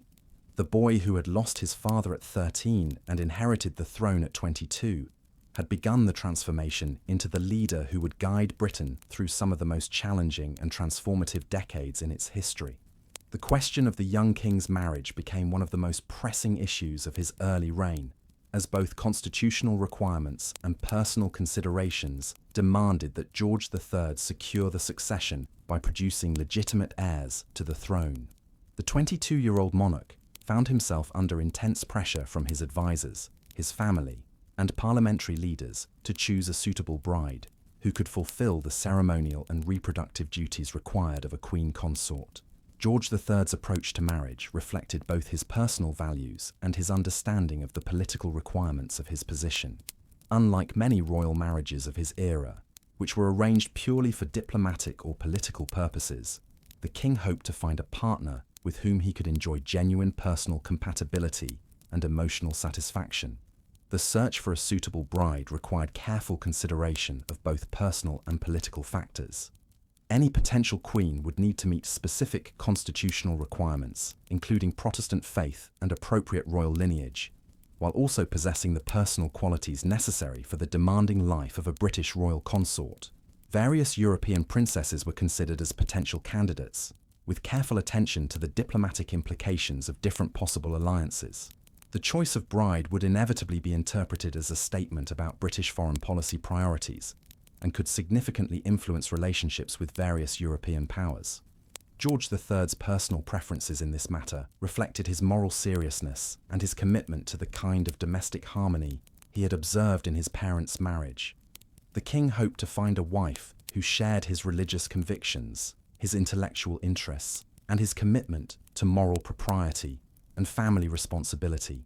After extensive consideration and diplomatic negotiation, attention focused on Princess Charlotte of Mecklenburg-Strelitz, a 17-year-old German princess whose family background and personal qualities appeared to meet both the constitutional requirements and the king's personal preferences for a suitable partner. Princess Charlotte's selection as the future queen reflected careful calculation of multiple factors. Her Protestant faith satisfied constitutional requirements, while her German background provided connection to the broader European royal community without creating problematic political entanglements for British foreign policy. The princess's personal qualities, as reported by diplomatic observers and family acquaintances, suggested that she possessed the intelligence, dignity, and moral character appropriate for her future role. Contemporary accounts described her as a serious, well-educated young woman whose demeanor and interests appeared compatible with those of her intended husband.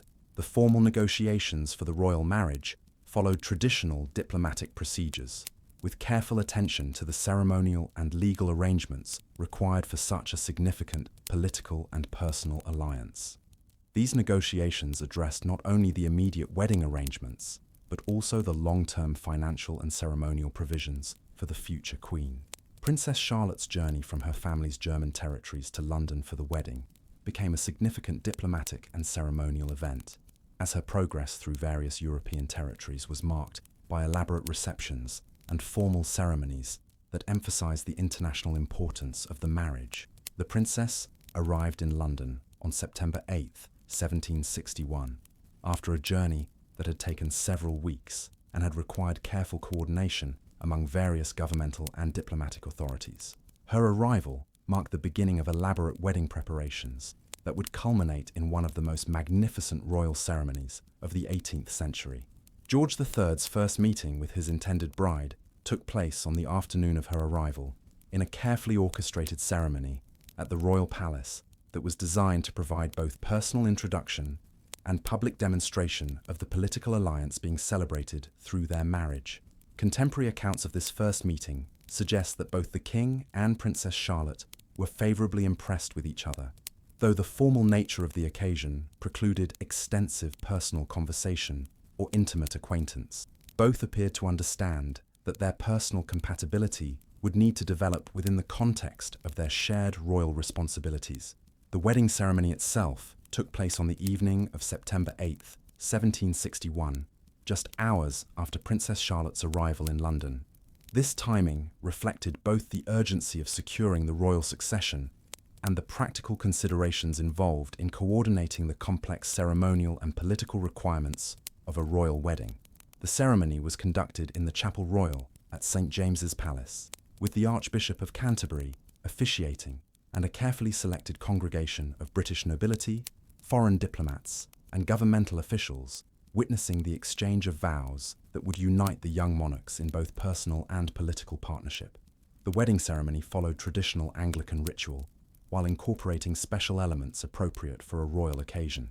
The elaborate music, magnificent decorations, and ceremonial protocols emphasized both the sacred nature of the marriage bond and the political significance of the alliance being celebrated. George III's behavior during the wedding ceremony reflected his characteristic seriousness and moral commitment as he approached the religious and legal obligations of marriage with the same conscientiousness that he brought to his governmental responsibilities. The king's demeanor suggested genuine respect for both his bride and the institution of marriage. Princess Charlotte's conduct during the wedding ceremony demonstrated both her personal dignity and her understanding of the public role she was assuming as queen consort. Despite the strange circumstances of marrying a man she had met only hours earlier, the new queen maintained her composure and participated in the elaborate ceremony with appropriate grace and solemnity. The coronation of George III and Queen Charlotte took place 2 weeks later, on September 22nd, 1761, at Westminster Abbey, in one of the most magnificent ceremonial events of the 18th century.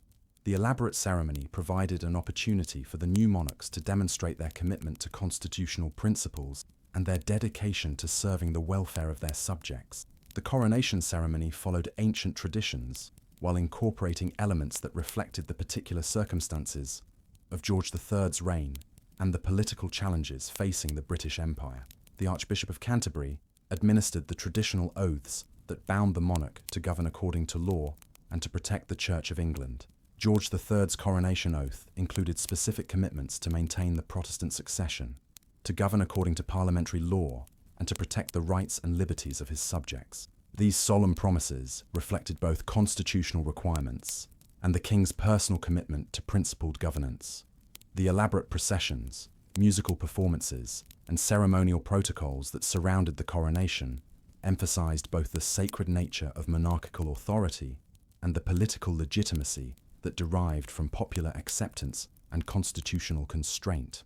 The magnificent ceremony provided a spectacular demonstration of royal power, while also acknowledging the legal and moral limitations on that power. Public reaction to the coronation was overwhelmingly positive, as crowds of Londoners gathered to witness the processions and celebrations that marked the formal beginning of the new reign. The young king and queen's obvious dignity and moral seriousness created optimistic expectations for the future development of both the monarchy and the broader British political system. The early months of George III's marriage provided opportunities for the development of personal compatibility and emotional intimacy that would prove crucial for the success of both their personal relationship and their public partnership. Despite the formal nature of their initial introduction, the king and queen quickly developed genuine affection and mutual respect. Queen Charlotte's adaptation to British court life proceeded smoothly, as her intelligence and diplomatic skills enabled her to navigate the complex social and political environment that surrounded the monarchy. Her German background provided useful connections to European royal courts, while her personal qualities helped her establish positive relationships with British nobility and political figures. The Queen's influence on the king's personal life proved consistently positive, as her steady temperament and moral sensibilities reinforced his own commitment to family responsibility and ethical behavior. Their shared religious convictions and similar approaches to duty and obligation created a foundation for enduring partnership. George III's marriage marked the beginning of one of the most successful royal partnerships in British history, as the king and queen would eventually have 15 children and maintain a relationship characterized by mutual affection, shared responsibilities, and consistent moral standards. Their domestic happiness provided a stark contrast to the scandalous personal lives of many other European royals. The political implications of the royal marriage extended beyond mere diplomatic symbolism, as Queen Charlotte's presence at court influenced both the ceremonial aspects of monarchy and the practical operations of royal administration. Her intelligence and political awareness made her a valuable advisor and confidant for the king during challenging periods. The establishment of the royal household following the marriage required careful attention to both ceremonial requirements and practical administrative needs. The elaborate protocols that governed court life needed to accommodate the presence of a queen consort while maintaining the efficiency necessary for effective governmental operations.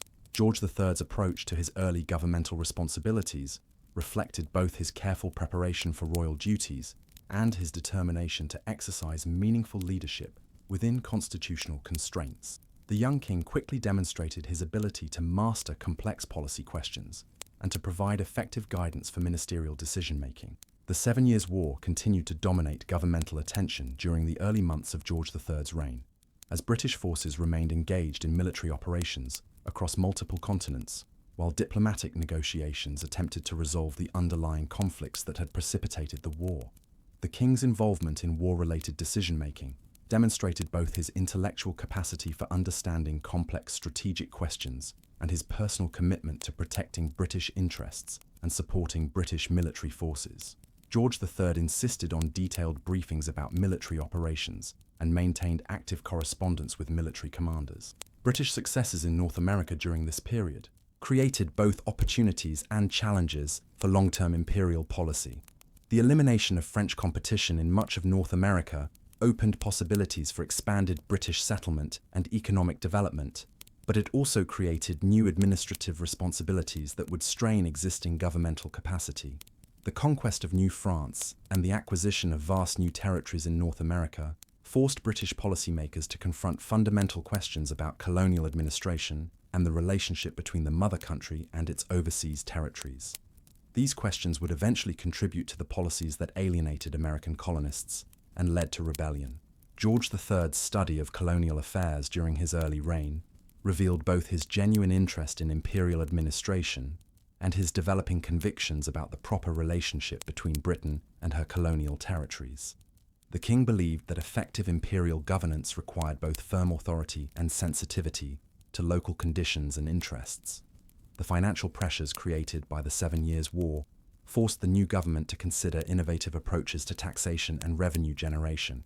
The enormous costs of maintaining military forces and administering expanded territories created pressures for new sources of income that would ultimately lead to controversial policies. The king's involvement in financial policy decisions reflected his understanding that governmental effectiveness depended on maintaining adequate resources for both domestic administration and international commitments. George III studied taxation principles and public finance with the same thoroughness he brought to other aspects of governmental operations. Earl Bute's influence over royal policy decisions became increasingly apparent during the early months of George III's reign, as the Scottish nobleman's political philosophy and personal relationship with the king shaped approaches to both domestic and international questions. This influence created growing concern among established political figures. The appointment of Lord Bute as Secretary of State and eventually as First Lord of the Treasury marked a significant departure from the political arrangements that had characterized the previous reign. Bute's elevation reflected George III's determination to surround himself with advisors who shared his moral and political principles. Opposition to Bute's influence developed quickly among political figures who feared that his theoretical approach to governance and his Scottish background would prove problematic for practical political management. These concerns contributed to political instability that would characterize much of George III's early reign. The king's relationship with established political leaders required careful management as he attempted to maintain governmental effectiveness while also asserting his own authority and implementing his preferred policies. George III's principled approach to governance sometimes conflicted with the more pragmatic methods favored by experienced politicians. Parliamentary relations during George III's early reign reflected both the constitutional requirement for cooperation between Crown and legislature and the practical challenges of maintaining stable governmental majorities. The king needed to work effectively with parliamentary leaders, while also maintaining sufficient independence to provide principled leadership. The complex international situation inherited by George III required sophisticated diplomatic management as various European powers maneuvered for advantage in the ongoing British diplomatic strategy needed to balance multiple competing interests while protecting essential national priorities. Peace negotiations that eventually ended the 7 Years' War created opportunities for George III to demonstrate his diplomatic skills and his understanding of international relations. The king participated actively in discussions about territorial settlements and commercial arrangements that would shape the post-war international order. The Treaty of Paris, signed in 1763, formally ended the 7 Years' War and established Britain as the dominant global imperial power. The territorial gains achieved through this settlement created enormous opportunities for British expansion and development, but they also established responsibilities that would prove difficult to manage effectively. George III's role in the peace negotiations demonstrated both his growing confidence in international affairs and his commitment to protecting British interests while maintaining honourable relationships with other European powers. The king's approach to diplomacy reflected his moral principles and his understanding of the importance of international reputation. The domestic challenges facing George III during his early reign included not only the complex policy questions inherited from the previous administration, but also the need to establish his own authority and credibility as an effective national leader. The young king needed to demonstrate both his intellectual capacity and his personal character. Public opinion regarding the new king remained generally positive during his early reign, as most British subjects appreciated his obvious intelligence, his moral seriousness, and his commitment to constitutional principles. George III's youth and energy created optimistic expectations for future governmental effectiveness. The king's personal conduct during these early years consistently reinforced public confidence in his character and judgment. His faithful marriage, his religious devotion, and his conscientious approach to royal responsibilities provided sharp contrast to the more scandalous behaviour of some previous monarchs. Administrative reforms implemented during George III's early reign reflected both his personal attention to governmental efficiency and his understanding of the importance of effective bureaucratic operations for successful policy implementation. The king insisted on regular reports and systematic review of governmental operations. The expansion of British territorial holdings following the 7 Years' War created immediate pressures for administrative innovation and institutional development. The challenge of governing vast new territories with diverse populations required creative approaches to colonial administration. George III's study of imperial administration during this period revealed both the opportunities and the dangers created by Britain's expanded global responsibilities. The king understood that effective imperial governance required balancing central authority with local autonomy and sensitivity to diverse cultural and economic conditions. The financial legacy of the 7 Years' War continued to influence governmental policy throughout George III's early reign, as the enormous debt accumulated during the conflict created pressures for innovative approaches to taxation and public finance. These financial pressures would ultimately contribute to the policies that alienated American colonists. The king's approach to financial management reflected both his personal frugality and his understanding of the relationship between fiscal responsibility and political legitimacy. George III insisted on careful oversight of governmental expenditures and systematic attention to revenue generation. Economic development within the British Isles accelerated during George III's early reign, as the peace following the 7 Years' War created opportunities for expanded trade and investment. The king's support for commercial development reflected his understanding of the relationship between economic prosperity and political stability. The emerging Industrial Revolution began to transform British society during this period, creating both opportunities for increased prosperity and challenges for social and political stability. George III's response to these changes revealed his attempts to balance innovation with traditional social and moral values. Cultural and intellectual developments during George III's early reign reflected the broader European Enlightenment movement, while also maintaining distinctively British characteristics. The king's personal interests in science, agriculture, and the arts influenced both court culture and broader social development. George III's patronage of scientific research and technological innovation demonstrated his understanding of the relationship between intellectual advancement and national prosperity. The king's support for various scientific projects reflected both personal curiosity and recognition of science's practical applications. The royal court during George III's early reign established patterns of ceremony and social organization that would characterize the monarchy for the remainder of his long rule. The king's emphasis on moral, propriety, and family responsibility created a court culture that emphasized virtue and respectability.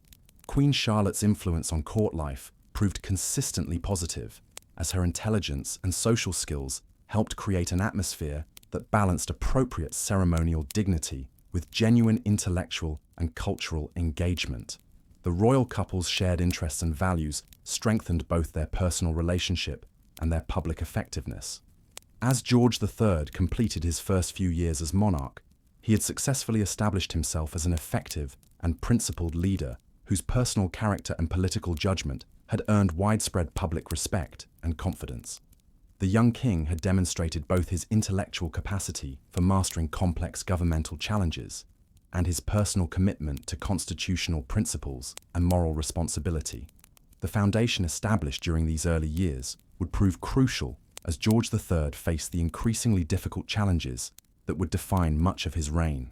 The personal stability created by his successful marriage and the political credibility established through his early governmental performance provided resources that would sustain him through the trials ahead.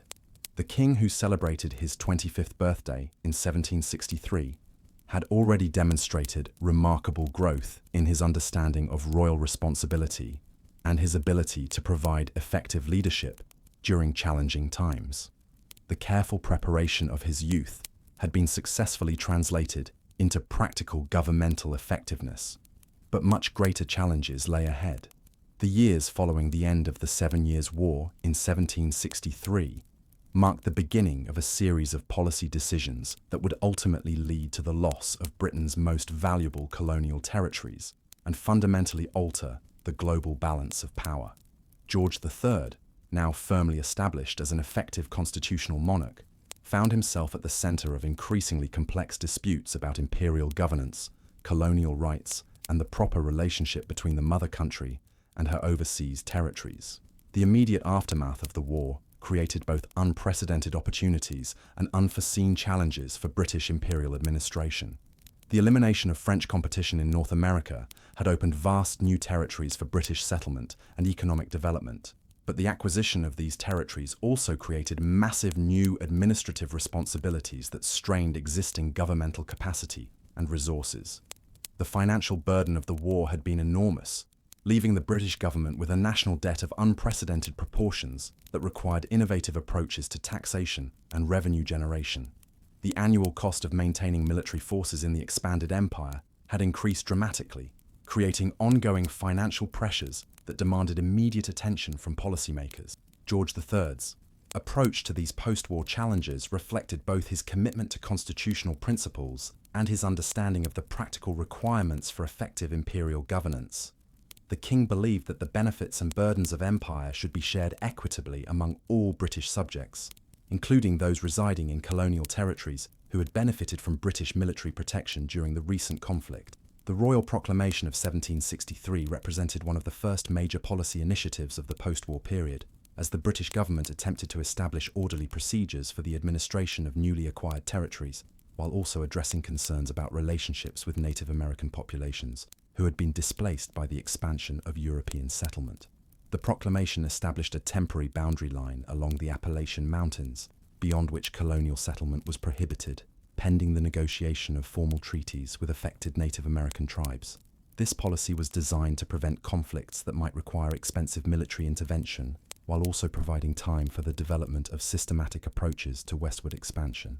Colonial reaction to the proclamation revealed growing tensions between imperial policy objectives and colonial interests, as many colonists had expected that their military service and financial contributions during the recent war would be rewarded with opportunities for territorial expansion and economic development in the newly acquired lands. George III's personal involvement in the development of the proclamation reflected his genuine concern for maintaining honorable relationships with Native American populations, while also protecting legitimate British interests in territorial expansion and economic development. The king understood that effective imperial governance required balancing competing claims and interests. The Sugar Act of 1764 marked the beginning of systematic efforts to generate new revenue from colonial sources, as British policymakers concluded that colonial populations should contribute more significantly to the costs of their own defence and administration. The Act imposed new duties on various imported goods, while also strengthening enforcement mechanisms designed to reduce smuggling and tax evasion. The constitutional implications of the Sugar Act created immediate controversy, as colonial political leaders questioned Parliament's authority to impose taxes on colonial populations who were not represented in the House of Commons. This challenge to parliamentary sovereignty raised fundamental questions about the nature of the imperial relationship that would dominate political discourse for the next decade. George III's understanding of these constitutional questions reflected his careful education in governmental theory and his commitment to maintaining the legal and political principles that had established Britain as a successful constitutional monarchy. The king believed that parliamentary sovereignty was fundamental to British constitutional government and could not be compromised without undermining the entire system. Colonial arguments about taxation without representation challenged basic assumptions about imperial governance that had been accepted without serious question for generations. The suggestion that Parliament lacked authority to legislate for colonial territories struck at the heart of prevailing theories about imperial sovereignty and constitutional authority. The Stamp Act of 1765 intensified these constitutional conflicts by imposing direct taxes on a wide range of colonial activities, from legal documents and newspapers to playing cards and dice. The Act required that specially stamped paper be used for these purposes, with the stamps purchased from royal officials using revenue that would support colonial administration and defence. Colonial resistance to the Stamp Act proved more extensive and organised than British policymakers had anticipated, as colonial political leaders coordinated boycotts, petitions, and other forms of protest that demonstrated their determination to resist what they viewed as unconstitutional taxation. The emergence of organised resistance movements revealed the depth of colonial opposition to British policy initiatives. George III's response to colonial resistance reflected both his commitment to maintaining parliamentary authority and his growing frustration with what he viewed as colonial ingratitude for the benefits they had received from British protection during the recent war. The king believed that colonial obligations to support imperial governance were both legal and moral requirements. The formation of the Sons of Liberty and other colonial resistance organisations marked a significant escalation in the conflict between imperial policy and colonial opposition. These groups coordinated boycotts of British goods, organised protests against royal officials, and developed communication networks that linked colonial communities across vast geographical distances. Violence against royal officials and the destruction of property associated with the enforcement of British taxation policies created new challenges for imperial administration, while also raising questions about the effectiveness of existing mechanisms for maintaining order in colonial territories. The intimidation of stamp distributors forced many to resign their positions, effectively nullifying the Act in many areas. Parliamentary debates about colonial policy during this period revealed significant divisions within British political circles about the proper approach to imperial governance and the appropriate response to colonial resistance. Some members of Parliament sympathised with colonial arguments about representation and constitutional rights, while others insisted that parliamentary sovereignty could not be compromised. George III's influence on parliamentary deliberations about colonial policy reflected his constitutional role as head of state and his personal convictions about the importance of maintaining imperial unity and legal authority. The king participated actively in discussions about policy alternatives while respecting constitutional limitations on royal authority. The repeal of the Stamp Act in 1766 represented a tactical retreat in the face of effective colonial resistance, but the accompanying Declaratory Act asserted Parliament's authority to legislate for the colonies in all cases whatsoever. This combination of immediate concession and theoretical assertion satisfied no one while establishing a pattern of inconsistent policy responses that would characterize British colonial administration for the next decade. Colonial celebrations of the Stamp Act's repeal demonstrated both relief at the removal of immediate tax burdens and continuing commitment to resistance against future attempts at direct taxation. The erection of statues honoring King George III and prominent parliamentary supporters of repeal indicated that colonial opposition focused on specific policies rather than fundamental rejection of imperial authority. The Townshend Acts of 1767 represented another attempt to generate colonial revenue while avoiding the constitutional objections that had been raised against direct taxation. These acts imposed duties on imported goods such as tea, glass, paper, and paint, using revenue collected at colonial ports to support colonial administration and reduce British financial burdens. Colonial response to the Townshend Acts revealed both the sophistication of colonial political thought and the determination of colonial leaders to resist what they viewed as continued violations of their constitutional rights. The development of non-importation agreements demonstrated colonial capacity for coordinated economic resistance. The political writings that emerged during this period of resistance, including John Dickinson's Letters from a Farmer in Pennsylvania, provided systematic analysis of the constitutional questions raised by British taxation policies, while also articulating colonial views about the proper relationship between the mother country and her colonial territory. George III's study of these colonial political arguments revealed both his intellectual capacity for understanding complex constitutional questions and his growing conviction that colonial resistance represented a fundamental challenge to the legal and political foundations of the British Empire. The king began to view colonial opposition as a threat to imperial survival. The deployment of British military forces to Boston in 1768 marked a significant escalation in the conflict between imperial authority and colonial resistance. The presence of regular troops in civilian areas created new tensions, while also demonstrating British determination to maintain order and enforce imperial policy. The Boston Massacre of 1770 represented the violent climax of tensions that had been building for years between colonial civilians and British military personnel. The killing of several colonists by British soldiers created powerful symbols for colonial resistance movements, while also demonstrating the potential for imperial policies to provoke serious civil disorder. George III's response to the Boston Massacre reflected both his concern for maintaining military discipline and his understanding of the political implications of the incident for broader imperial relationships. The king supported the legal process that resulted in trials for the soldiers involved, while also recognizing the need for policy changes that might reduce future tensions. The partial repeal of the Townshend Acts in 1770 represented another tactical adjustment in British policy, as most of the disputed duties were removed, while the tax on tea was retained as a symbol of parliamentary authority. This compromise satisfied neither colonial demands for complete repeal nor British insistence on maintaining taxation rights.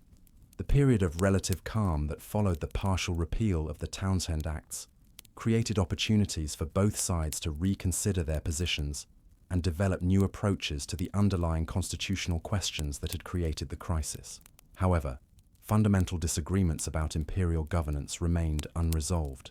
George III's assessment of the colonial situation during this quieter period revealed both his hope for reconciliation and his determination to maintain essential imperial prerogatives. The king continued to study colonial affairs closely, while also attending to other governmental responsibilities that required his attention.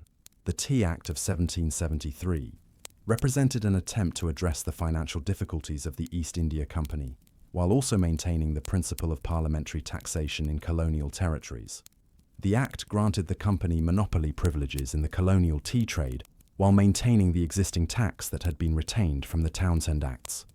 Colonial reaction to the Tea Act demonstrated that constitutional objections to parliamentary taxation remained as strong as ever, despite the period of relative calm that had followed earlier policy adjustments. The monopoly provisions of the Act also created opposition from colonial merchants who had been involved in the tea trade. The Boston Tea Party of December 16, 1773, marked the resumption of active colonial resistance to British policy, as organized groups of colonists destroyed large quantities of East India Company tea, rather than allow it to be landed and sold in colonial markets. This dramatic act of defiance created new challenges for British policymakers. George III's reaction to the Boston Tea Party reflected both his anger at what he viewed as criminal destruction of property and his determination to demonstrate that such acts of resistance would not be tolerated. The king supported strong measures to punish those responsible and to deter future acts of defiance. The Coercive Acts of 1774, known in America as the Intolerable Acts, represented the most severe British response to colonial resistance that had yet been attempted. These acts closed Boston Harbor, altered the Massachusetts Charter, strengthened royal authority over colonial administration, and expanded the Quartering Act to facilitate military occupation. Colonial response to the Coercive Acts demonstrated the extent to which opposition to British policy had spread beyond Massachusetts to include colonial communities throughout North America. The calling of the First Continental Congress marked a new level of intercolonial cooperation in resistance to imperial policies. George III's support for the Coercive Acts reflected his conviction that firm action was necessary to restore imperial authority and prevent the spread of resistance to other colonial territories. The king believed that backing down in the face of colonial defiance would encourage further challenges to British authority throughout the empire. The First Continental Congress of 1774 brought together representatives from 12 of the 13 colonies to coordinate responses to the Coercive Acts and to develop unified positions on the constitutional questions that had created the crisis. The Congress demonstrated colonial capacity for effective political organization on an intercolonial scale. The Declaration of Rights and Grievances adopted by the First Continental Congress articulated colonial positions on taxation, representation, and imperial governance, while also demonstrating colonial commitment to finding peaceful solutions to the constitutional questions that had created the crisis. However, the declaration also indicated colonial determination to resist policies they viewed as unconstitutional. George III's analysis of the Continental Congress and its declarations revealed his growing conviction that colonial resistance had evolved beyond legitimate petitioning for redress of grievances to constitute fundamental challenges to imperial authority. The king began to view the situation as requiring decisive action to preserve British sovereignty. The implementation of the Continental Association, which organized comprehensive boycotts of British trade, demonstrated both the effectiveness of colonial resistance methods and the economic costs that such resistance could impose on British merchants and manufacturers. The boycotts created pressure for policy changes from British commercial interests. As 1774 drew to a close, the relationship between Britain and her American colonies had deteriorated to a point where peaceful resolution appeared increasingly unlikely. George III, now 14 years into his reign, found himself facing the most serious crisis of his monarchy as the empire he had inherited began to fracture along lines that had been developing for more than a decade. The king's personal involvement in colonial policy decisions during this period demonstrated both his constitutional role in governmental operations and his genuine conviction that imperial unity was essential for British prosperity and security. However, his growing frustration with colonial resistance was also evident in his increasingly firm support for coercive measures. The challenges facing George III as 1775 began would test both his personal character and his political judgment in ways that his careful preparation for royal responsibility could never have fully anticipated. The decisions he would make during the coming months would determine not only the future of the British Empire, but also his own historical legacy. The year 1775 opened with both British officials and American colonial leaders hoping that peaceful solutions might still be found to the constitutional and political disputes that had been escalating for more than a decade. However, the fundamental disagreements about imperial governance and colonial rights had created such deep divisions that compromise became increasingly difficult to achieve. George III's approach to the deteriorating American situation reflected both his constitutional responsibilities as head of state and his personal convictions about the importance of maintaining imperial unity and legal authority. The king had studied the colonial questions carefully and had concluded that British sovereignty throughout the empire could not be compromised without undermining the entire imperial system. The king's analysis of the American situation was influenced by reports from royal governors, military commanders, and other officials who provided detailed accounts of colonial resistance activities and their implications for British authority. These reports consistently emphasized the organized nature of colonial opposition and the challenges facing royal administration. Parliamentary debates during the early months of 1775 revealed continuing divisions within British political circles about the appropriate response to colonial resistance. Some members continued to advocate for conciliatory measures that might address colonial grievances, while others insisted that firm action was necessary to restore imperial authority. George III's participation in these parliamentary discussions reflected his constitutional role, while also revealing his growing conviction that military action might be necessary to resolve the crisis. The king believed that the British Empire's global interests required maintaining effective authority over all imperial territories. The conciliatory proposition, introduced by Lord North in February 1775, represented another attempt to find peaceful solutions to the imperial crisis. This proposal offered to exempt from parliamentary taxation any colony that made adequate provision for its own defense and administration, but it maintained the principle of parliamentary sovereignty. Colonial reaction to the conciliatory proposition demonstrated the extent to which positions had hardened on both sides of the Atlantic. Most colonial leaders viewed the proposal as inadequate because it failed to address fundamental constitutional questions about parliamentary authority and colonial rights. The Second Continental Congress, which convened in Philadelphia in May 1775, brought together colonial representatives who were increasingly convinced that peaceful resolution of their disputes with Britain might be impossible. The Congress faced the challenge of coordinating colonial responses to British policies, while also preparing for the possibility of military conflict. George III's assessment of the Second Continental Congress revealed his understanding that colonial resistance had evolved into something approaching rebellion against lawful authority. The king's growing frustration with colonial defiance influenced his support for increasingly firm measures to restore imperial control. The battles of Lexington and Concord on April 19, 1775, marked the beginning of actual military conflict between British forces and colonial militia. These engagements, which began as attempts to seize colonial military supplies, escalated into significant battles that demonstrated both colonial military capabilities and their determination to resist British authority through force of arms. News of the fighting at Lexington and Concord reached London several weeks later, creating immediate recognition that the American crisis had entered a new and more dangerous phase. George III and his ministers faced the challenge of responding to military action while also considering the broader implications of civil war within the empire.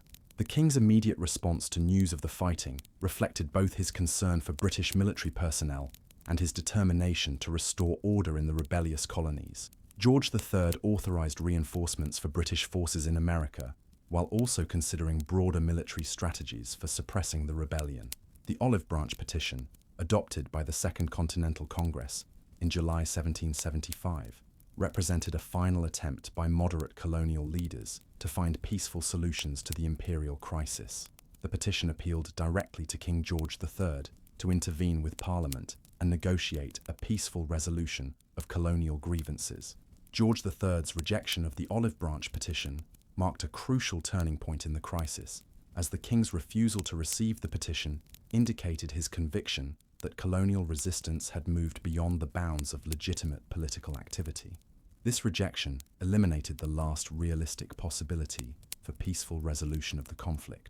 The king's proclamation of rebellion, issued in August 1775, formally declared that the American colonies were in a state of rebellion against lawful authority and authorized military action to suppress the resistance. This proclamation marked the official beginning of what would become the American Revolutionary War.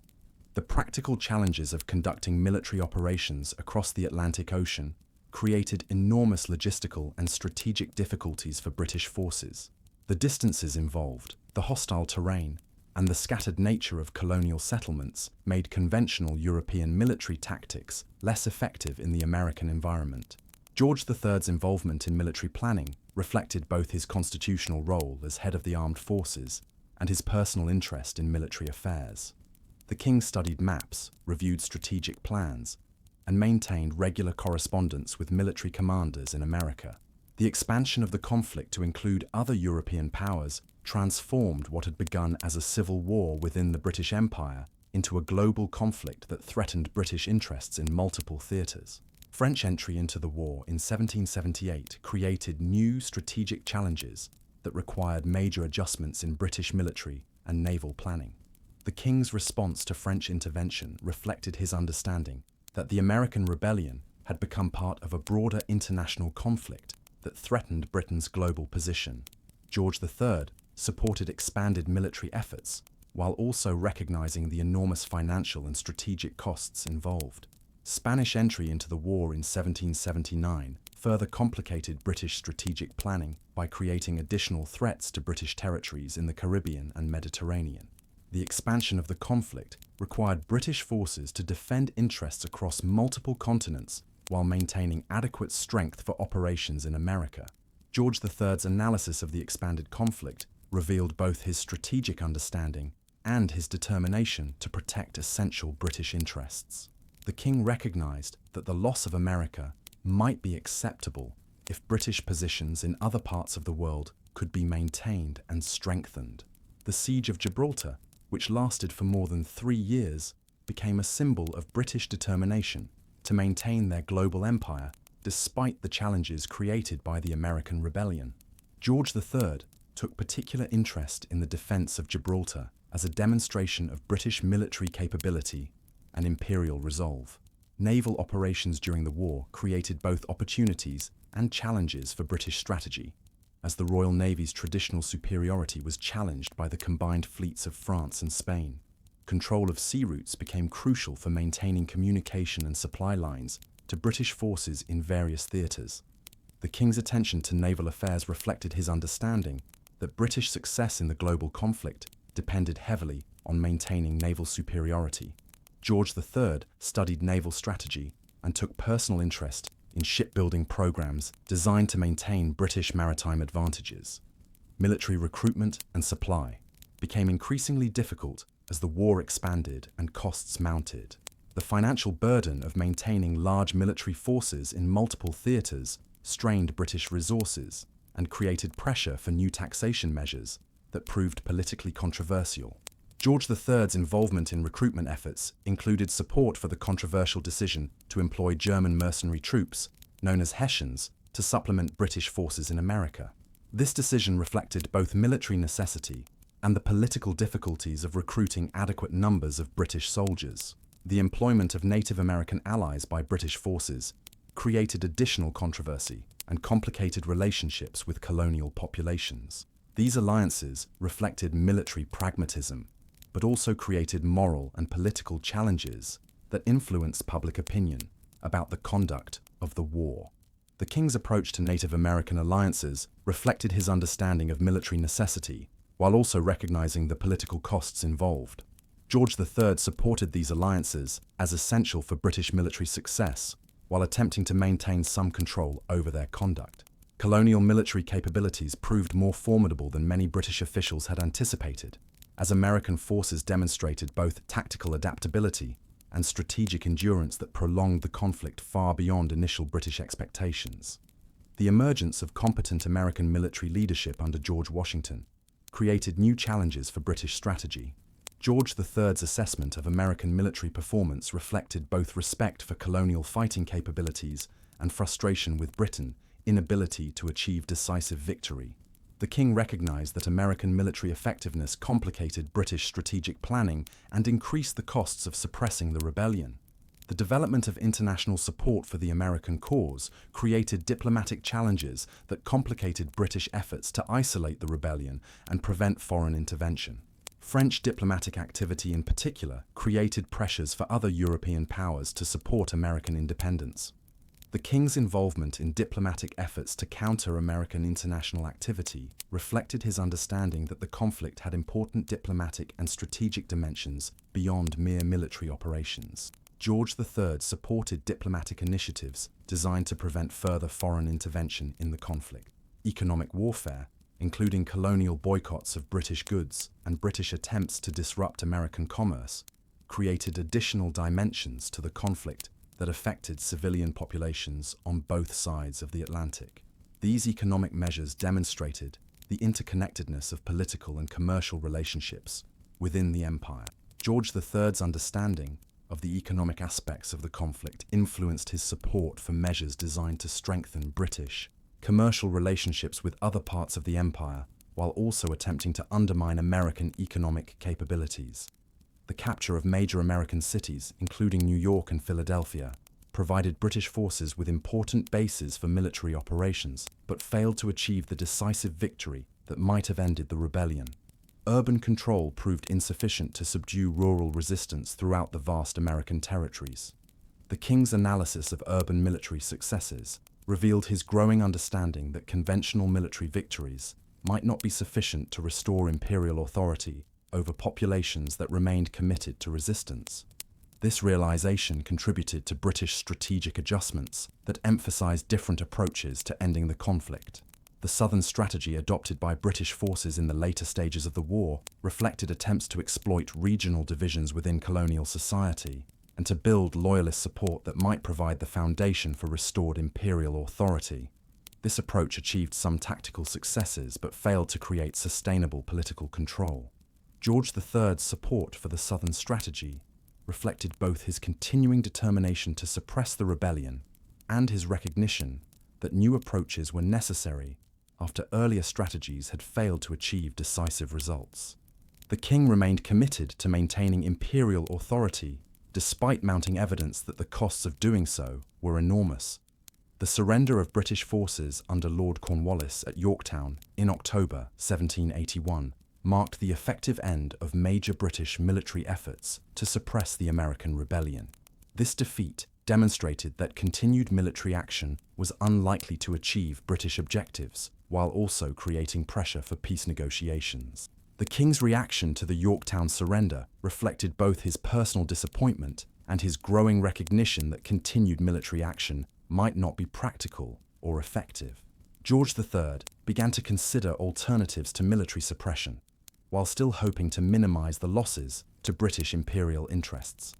Parliamentary pressure for peace negotiations increased dramatically following the Yorktown defeat, as members of Parliament recognized that continued military action was both expensive and unlikely to succeed. The costs of the war had created domestic political pressures that made continued military action increasingly difficult to sustain. George III's resistance to peace negotiations reflected both his personal commitment to imperial unity and his fear that American independence would encourage similar movements in other parts of the empire. The king continued to hope that some form of accommodation might be possible that would preserve essential British interests. The fall of Lord North's government in March 1782 marked the beginning of serious British consideration of peace negotiations with the American rebels. The new government faced the challenge of finding terms that might end the conflict while also protecting British interests in other parts of the empire. The king's relationship with the new government created constitutional tensions, as George III disagreed with many of the peace policies favoured by the new ministers. These disagreements revealed the limitations of royal authority in a constitutional system, while also demonstrating the personal costs of political defeat. Peace negotiations that began in 1782 faced the complex challenge of addressing not only American independence, but also the broader international conflict that had developed around the original colonial rebellion. British negotiators needed to balance American demands with the interests of other European powers involved in the conflict. George III's involvement in peace negotiations reflected both his constitutional role and his personal commitment to protecting essential British interests. The king studied proposed terms carefully, while also recognizing that his options for influencing the negotiations were limited by political and military circumstances. The preliminary peace treaty signed in November 1782 granted American independence while also addressing territorial and commercial questions that would shape future relationships between Britain and the new American nation. The terms reflected both American negotiating success and British recognition that continued resistance was impractical. The king's acceptance of American independence represented one of the most difficult political decisions of his reign, as it required him to abandon principles and commitments that he had maintained throughout more than 7 years of conflict. George III's agreement to the peace terms demonstrated both political realism and personal sacrifice. The formal conclusion of the Revolutionary War with the Treaty of Paris in 1783 established the United States as an independent nation, while also resolving various international conflicts that had developed during the course of the war. The treaty marked the end of one phase of British imperial development, while opening new questions about future imperial policies. George III's assessment of the war's conclusion revealed both his personal disappointment and his determination to learn from the experience in order to preserve and strengthen the remaining British Empire.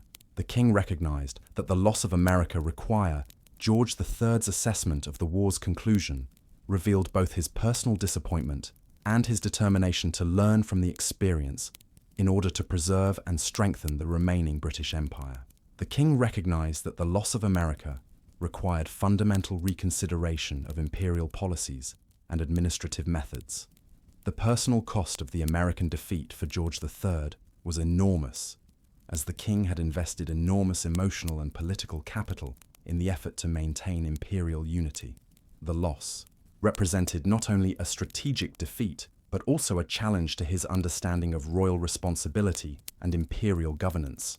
The broader implications of American independence for the British Empire created new challenges and opportunities that would shape imperial policy for generations. The need to strengthen relationships with remaining colonies, while also adapting to the loss of the most valuable colonial territories, required innovative approaches to imperial administration. George III's role in post-war imperial policy reflected both his determination to prevent similar losses in other parts of the empire and his growing understanding of the limitations of imperial authority. The king supported reforms designed to improve colonial administration while also maintaining essential imperial prerogatives.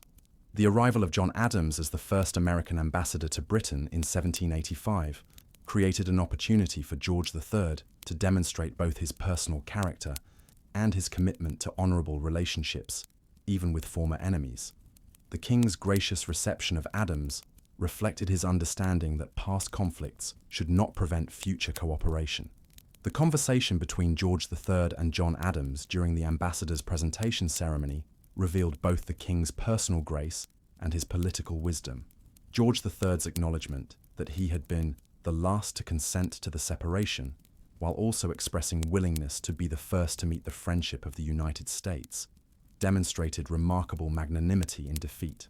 As the 1780s progressed, George III's attention increasingly turned to other imperial responsibilities and domestic challenges that required his leadership. The loss of America, while deeply disappointing, had not destroyed the British Empire, and the king remained committed to effective governance of the territories that remained under British authority.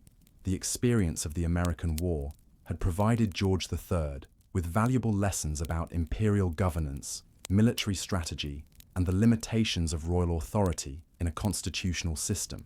These lessons would influence his approach to future challenges, while also contributing to his growing political maturity and strategic understanding.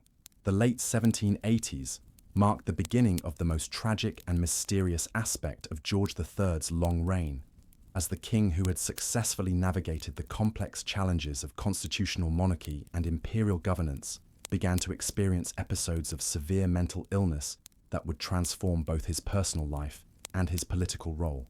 The first clear signs of mental disturbance appeared in the summer of 1788, when George III was 50 years old and had been ruling for 28 years. The king had seemed to be in reasonably good health, maintaining his usual routines of governmental business, family activities, and personal interests that had characterized his adult life. The initial symptoms of what would become a devastating illness began subtly, with those close to the king noticing changes in his behavior and temperament that seemed unusual but not necessarily alarming. George III appeared more restless than usual, with difficulty concentrating on official business and a tendency toward rapid, disconnected speech that differed markedly from his normally measured conversation.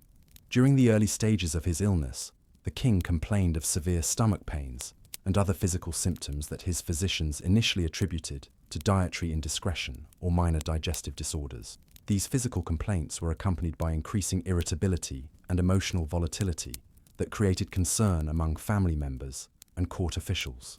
Queen Charlotte was among the first to recognize that her husband's condition represented something more serious than temporary illness or stress. Her intimate knowledge of the king's personality and behavior patterns enabled her to detect subtle changes that might have been overlooked by others who had less frequent contact with him. The Queen's growing concern for her husband's condition was reflected in her efforts to shield him from unnecessary stress, while also ensuring that he received appropriate medical attention. Charlotte's careful management of the royal household during this period demonstrated both her devotion to her husband and her understanding of the political implications of royal illness. George III's physicians, led by Sir George Baker, initially approached the king's condition with the limited understanding of mental illness that characterized 18th century medicine. Their treatments reflected the medical theories of their time, which attributed mental disorders to physical imbalances that could be corrected through various interventions. The medical treatments administered to the king during the early stages of his illness included bloodletting, purging, and the application of blisters, procedures that were believed to restore bodily balance but which actually caused additional suffering without addressing the underlying condition. These treatments reflected both medical ignorance and the desperation of physicians who lacked effective therapeutic options. As George III's condition deteriorated throughout the autumn of 1788, his behavior became increasingly erratic and alarming.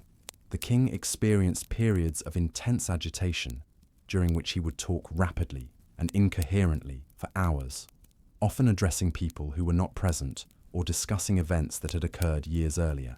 The king's physical symptoms during this period included fever, rapid pulse, and severe abdominal pain that seemed to correlate with his episodes of mental disturbance.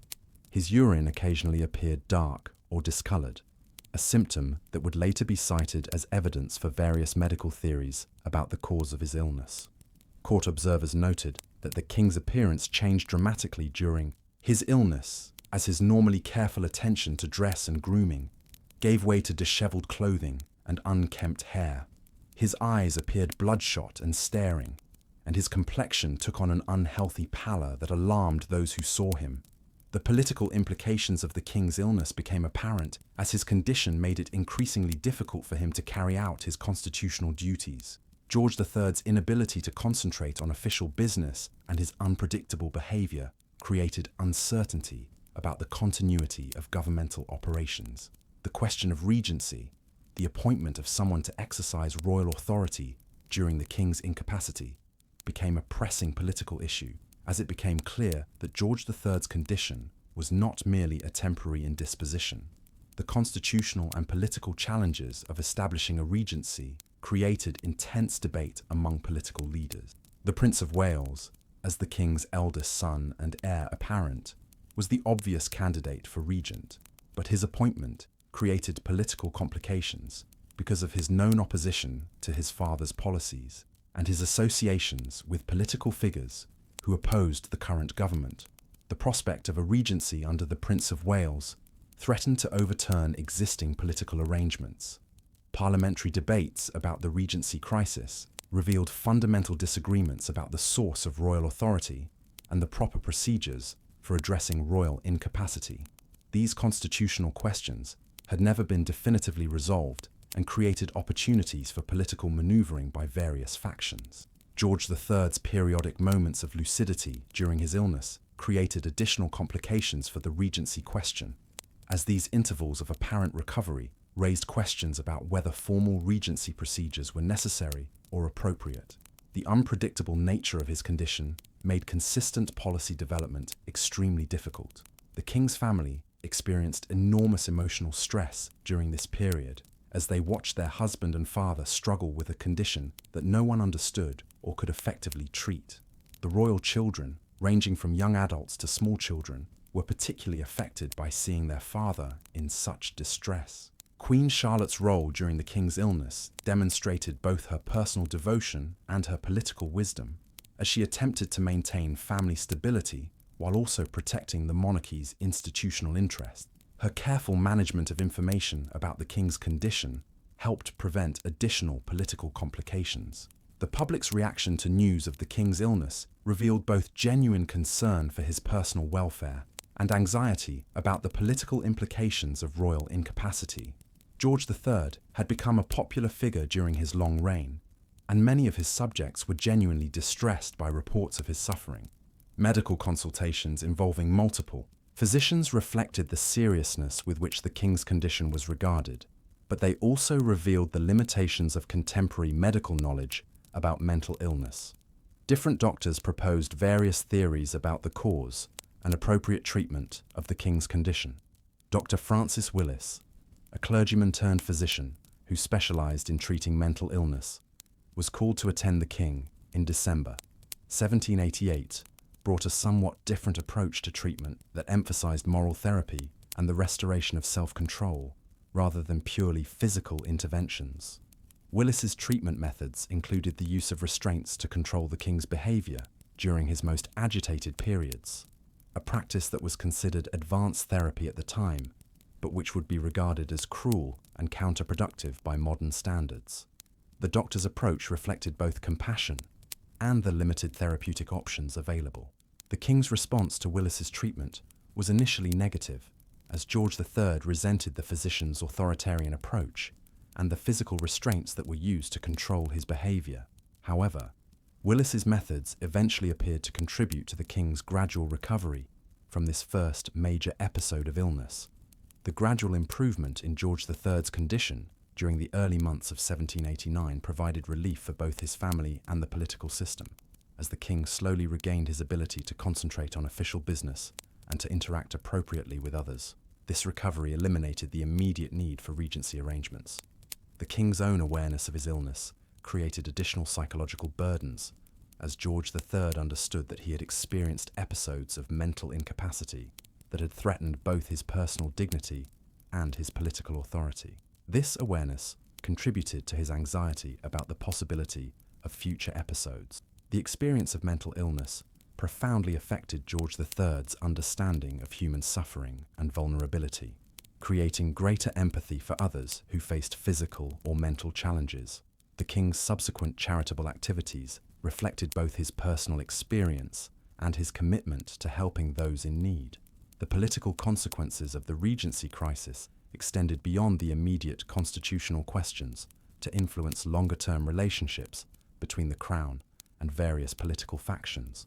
The crisis revealed both the strengths and weaknesses of the British constitutional system in addressing unprecedented situations. Public sympathy for the king during his illness contributed to his growing popularity among ordinary British subjects, who appreciated both his personal courage in facing his condition and his obvious dedication to his royal duties, despite his health challenges. This sympathy would prove important during future political crises.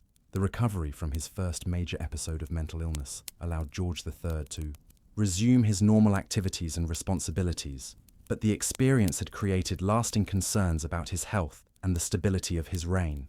Both the king and those around him remained anxious about the possibility of future episodes. Medical theories about the cause of George III's illness would continue to evolve for centuries after his death, with various explanations proposed ranging from inherited mental illness to physical conditions such as porphyria. However, contemporary physicians had no clear understanding of the underlying causes of his condition. The king's approach to his recovery reflected both his personal resilience and his commitment to fulfilling his royal responsibilities despite the challenges created by his illness. George III worked carefully to re-establish his credibility and effectiveness as a constitutional monarch. The experience of mental illness and recovery provided George III with insights into the nature of human suffering that would influence his approach to governance for the remainder of his reign. The king's enhanced understanding of vulnerability and compassion would be reflected in various policy initiatives and charitable activities. As the 1780s drew to a close, George III had successfully overcome his first major episode of mental illness and had demonstrated both his personal courage and his commitment to constitutional monarchy. However, the experience had also revealed the fragility of royal authority and the potential for personal challenges to create political crises. The king, who entered the 1790s, had been tested by challenges that few monarchs had faced, including military defeat, constitutional crisis, and personal illness.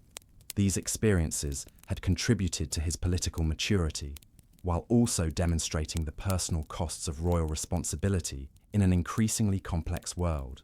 The foundation of character and principle that had been established during George III's careful preparation for royal responsibility had served him well during these various crises, but even greater challenges lay ahead. The revolutionary movements that were beginning to transform European society would soon test both his political judgment and his personal resilience in ways that no previous experience could have fully prepared him to handle.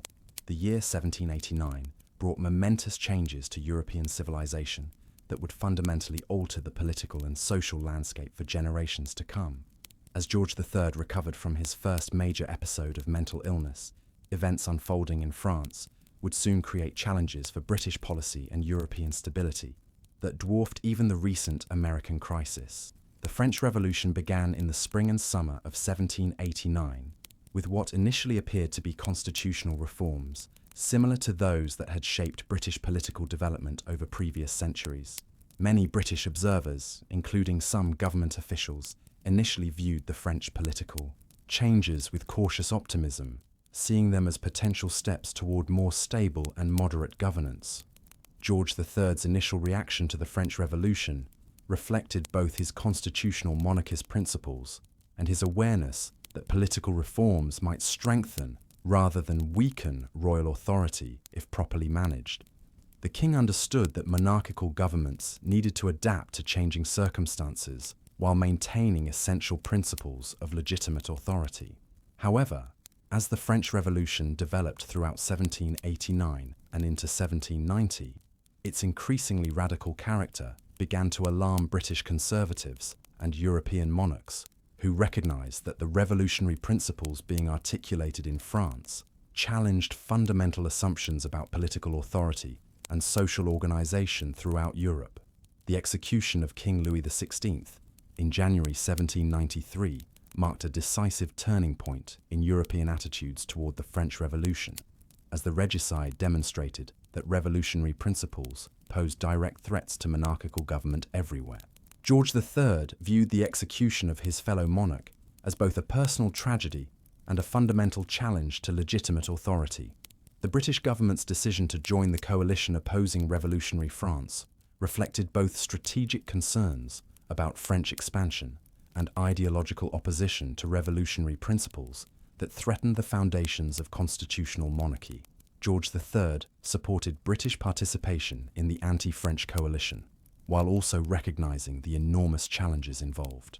The wars against revolutionary and later Napoleonic France would dominate European affairs for more than 2 decades, creating military, diplomatic, and financial pressures that tested the resources and resilience of all European powers. For George III, these conflicts represented both external threats to British security and internal challenges to political stability. The ideological dimension of the conflict with revolutionary France created domestic political pressures within Britain, as radical ideas about popular sovereignty and democratic governance attracted support among some British intellectuals and political activists. The government's response to these internal challenges raised questions about the balance between security and liberty. George III's approach to domestic radical movements reflected his commitment to constitutional principles, while also recognizing the need to protect legitimate authority against revolutionary threats.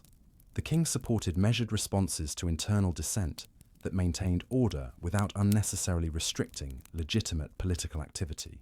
The economic costs of the prolonged European wars created unprecedented financial pressures that required innovative approaches to taxation and public finance. The burden of maintaining large military forces while also supporting continental allies strained British resources and created domestic political tensions. Naval warfare during this period reached new levels of intensity and global scope, as British naval forces struggled to maintain control of sea routes while preventing French expansion into areas crucial for British commercial and strategic interests. The Royal Navy's traditional superiority faced serious challenges from French naval development and alliance systems. George III's personal interest in naval affairs intensified during this period, as he recognized that British success in the global conflict depended heavily on maintaining maritime supremacy. The king studied naval strategy and shipbuilding programs, while also taking personal interest in the welfare of naval personnel. The threat of French invasion of the British Isles created unprecedented challenges for domestic defense preparation, as British authorities organized civilian militia forces and coastal fortifications to resist potential enemy landings. These defensive preparations required coordination between regular military forces and civilian authorities. The king's role in invasion defense preparations demonstrated both his constitutional position as head of the armed forces and his personal commitment to protecting British independence. George III participated actively in reviewing defensive plans while also working to maintain civilian morale during periods of heightened threat. Military recruitment and supply problems became increasingly serious as the wars continued, creating pressures for more systematic approaches to mobilizing British human and material resources. The transition from traditional limited warfare to the more intensive conflicts of the Revolutionary period required significant administrative innovations. The employment of coalition warfare strategies created complex diplomatic and military challenges, as British authorities needed to coordinate their efforts with continental allies whose interests and capabilities often differed significantly from British priorities. These alliance relationships required careful management and substantial financial support. George III's involvement in coalition diplomacy reflected both his constitutional role in foreign policy and his understanding of the strategic requirements for defeating French revolutionary expansion. The king studied alliance negotiations while also recognizing the limitations of coalition warfare in achieving decisive results. The impact of revolutionary and Napoleonic warfare on British society extended far beyond immediate military operations to include economic disruption, social change, and political development that would influence British civilization for generations. The prolonged conflicts accelerated social and economic trends that were already transforming British life. Industrial development during the war period created both opportunities for increased production and challenges for social organization, as traditional rural communities were disrupted by the demands of wartime manufacturing and military recruitment. These changes contributed to broader patterns of social transformation. George III's interest in agricultural improvement and technological innovation reflected both his personal intellectual curiosity and his understanding of the relationship between economic development and national strength. The king's support for agricultural experimentation and scientific advancement contributed to broader patterns of innovation. The financial innovations required to fund the prolonged wars, including the development of more sophisticated taxation systems and government borrowing mechanisms, created lasting changes in British fiscal administration that would influence governmental operations long after the conflicts ended. The king's approach to wartime financial policy reflected his understanding of the relationship between fiscal responsibility and political legitimacy, as excessive taxation or borrowing could create domestic opposition that might undermine the war effort. George III supported measured financial policies that balanced military needs with domestic political stability. Religious and ideological dimensions of the conflict with revolutionary France created additional challenges for British policy, as the revolutionary government's attacks on Christianity and traditional social institutions influenced British domestic debates about religion and social organisation. George III's role as Supreme Governor of the Church of England became particularly important during this period, as the king's religious leadership provided symbolic opposition to revolutionary attacks on Christianity, while also reinforcing traditional sources of social authority and moral guidance. The conduct of military operations during the Revolutionary and Napoleonic Wars required unprecedented coordination between different branches of the armed forces and between military and civilian authorities. These organizational challenges tested traditional administrative systems and required innovative approaches to governmental coordination. The king's participation in military planning reflected both his constitutional responsibilities and his personal commitment to effective military leadership. George III studied strategic questions while also maintaining regular communication with military commanders in various theatres of operation. International humanitarian concerns created additional complexities for British policy during this period, as revolutionary violence and military operations displaced large numbers of civilian populations who required assistance and protection. These humanitarian challenges required coordination between governmental and private charitable organizations. The refugee populations that fled revolutionary violence included many members of the French nobility and clergy who sought shelter in Britain and other countries opposing the revolutionary government. George III's response to these refugees reflected both humanitarian compassion and political opposition to revolutionary principles. The ideological conflict between revolutionary principles and traditional monarchical government created lasting changes in European political thought and practice that extended far beyond the immediate military outcomes of the various wars. These intellectual developments would influence political development throughout the 19th century. George III's understanding of these broader intellectual implications of the conflict influenced his approach to domestic political questions and his efforts to maintain traditional constitutional principles, while also adapting to changing social and economic conditions. The emergence of Napoleon Bonaparte as the dominant figure in French politics and military affairs created new challenges for British strategy, as Napoleon's military genius and political skill posed unprecedented threats to British interests throughout Europe and the broader world.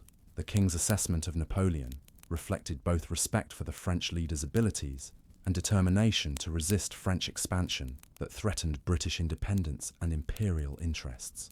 George III recognized that the conflict with Napoleon would require sustained effort and significant sacrifice. The naval victory at Trafalgar in 1805 eliminated the immediate threat of French invasion, while establishing British naval supremacy that would last throughout the remainder of the Napoleonic period.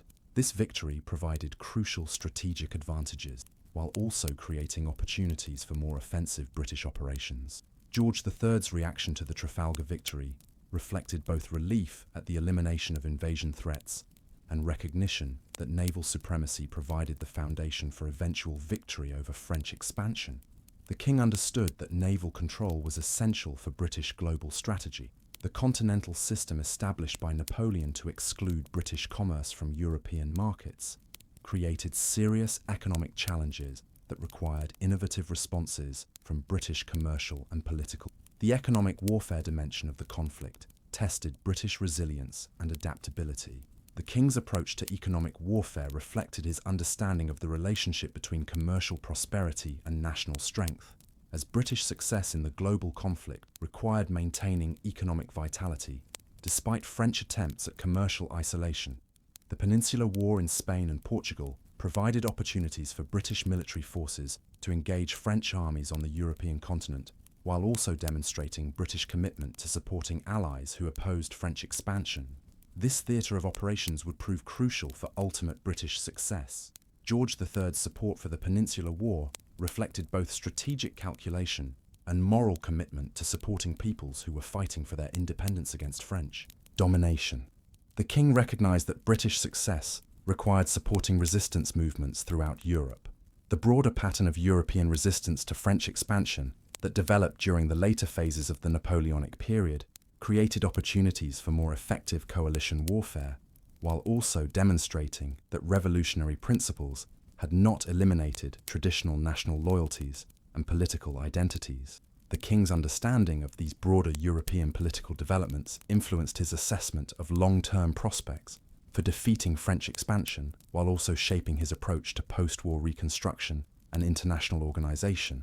As the second decade of the 19th century progressed, the military and political tide gradually turned against French expansion, creating opportunities for the final defeat of Napoleon, while also raising questions about the post-war organization of European political relationships. George III's involvement in planning for post-war Europe reflected both his experience with international relations and his commitment to establishing stable political arrangements that would prevent future revolutionary upheavals, while also protecting legitimate British interests.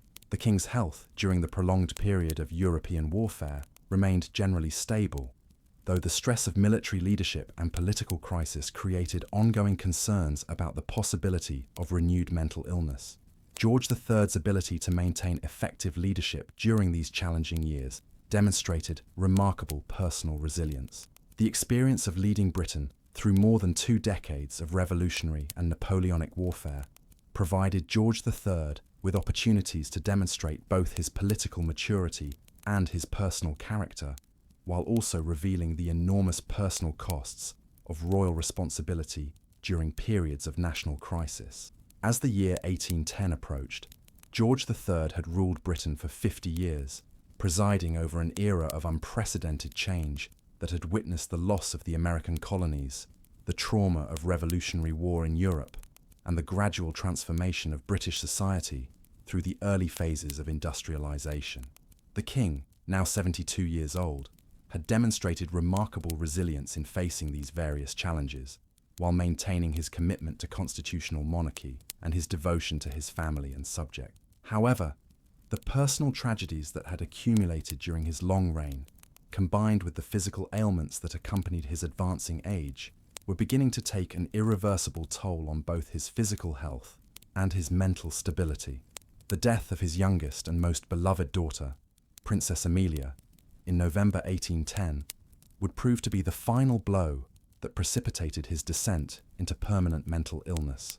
Princess Amelia had been suffering from tuberculosis for several months, and despite the best medical attention available, her condition had steadily deteriorated throughout 1810. The king's devoted attention to his dying daughter revealed both his capacity for tender family affection and his growing emotional vulnerability as he faced the prospect of losing the child who had been closest to his heart. The princess's final illness created enormous emotional stress for the entire royal family, but the impact on George III was particularly devastating because of the special bond he had maintained with Amelia throughout her life. She had been born in 1783, during a period when the king was enjoying relative political stability and personal happiness, and she had grown up to embody many of the qualities he most valued. Princess Amelia's death on November 2nd, 1810, occurred after months of gradual decline that had allowed the family to prepare emotionally for the loss, while also hoping against hope that she might recover.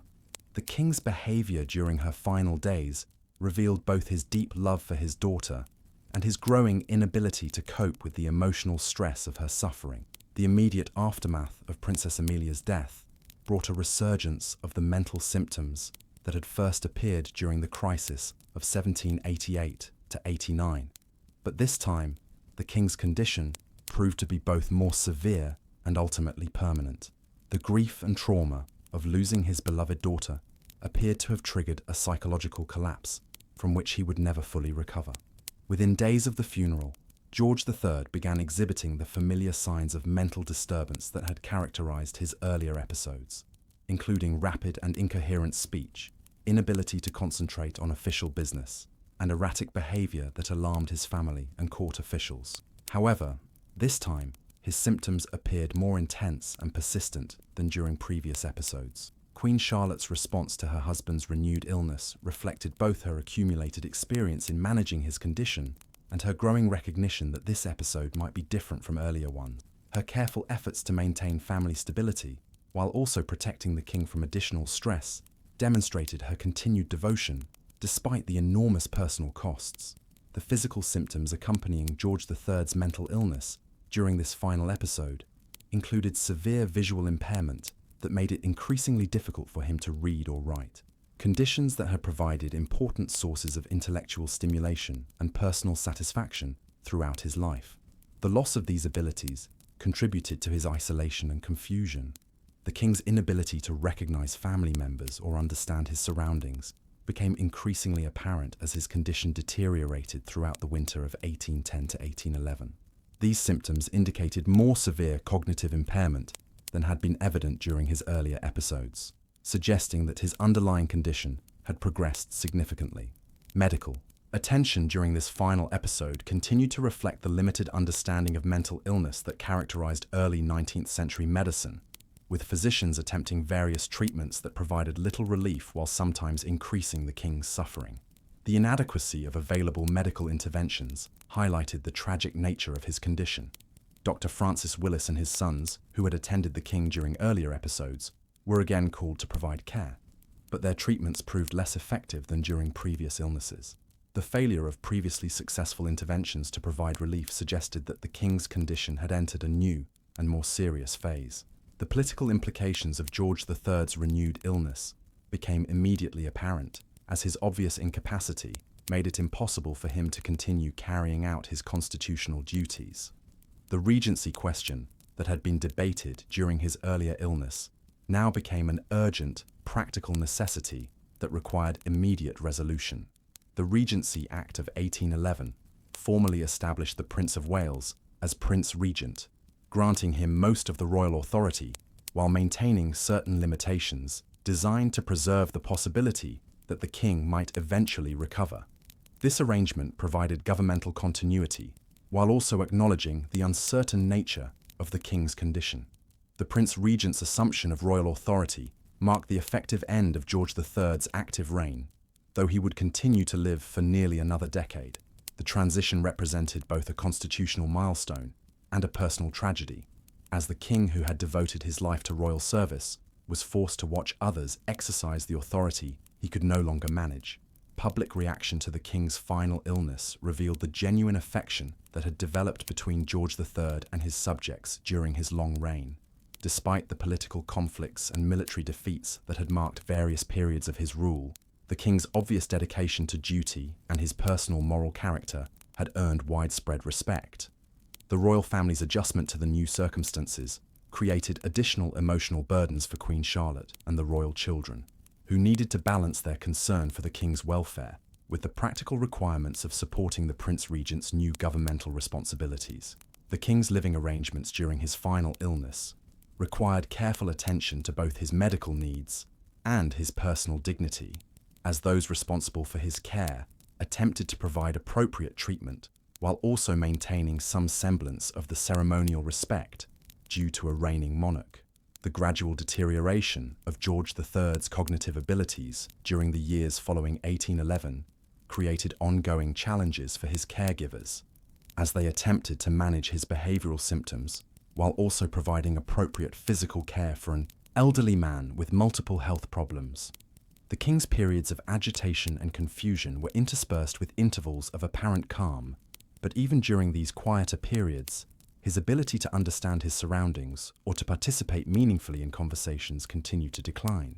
These cognitive changes indicated progressive deterioration of his mental faculties. Religious concerns occupied an important place in the care provided for the king during his final illness, as his family and physicians recognized that his faith had been a central source of strength and comfort throughout his life. Regular religious observances were maintained as part of his daily routine, even when his ability to participate actively was limited. The king's occasional moments of apparent lucidity created both hope and additional sorrow for his family, as these brief intervals revealed glimpses of his former personality, while also emphasizing how much of his mental capacity had been lost. These moments became increasingly rare as his condition progressed.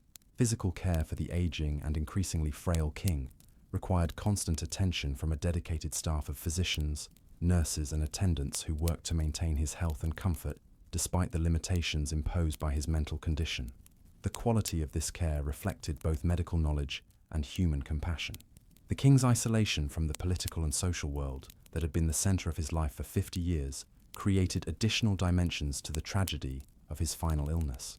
The man who had once been at the center of British political life was now confined to a few rooms at Windsor Castle, cut off from the broader world by his illness.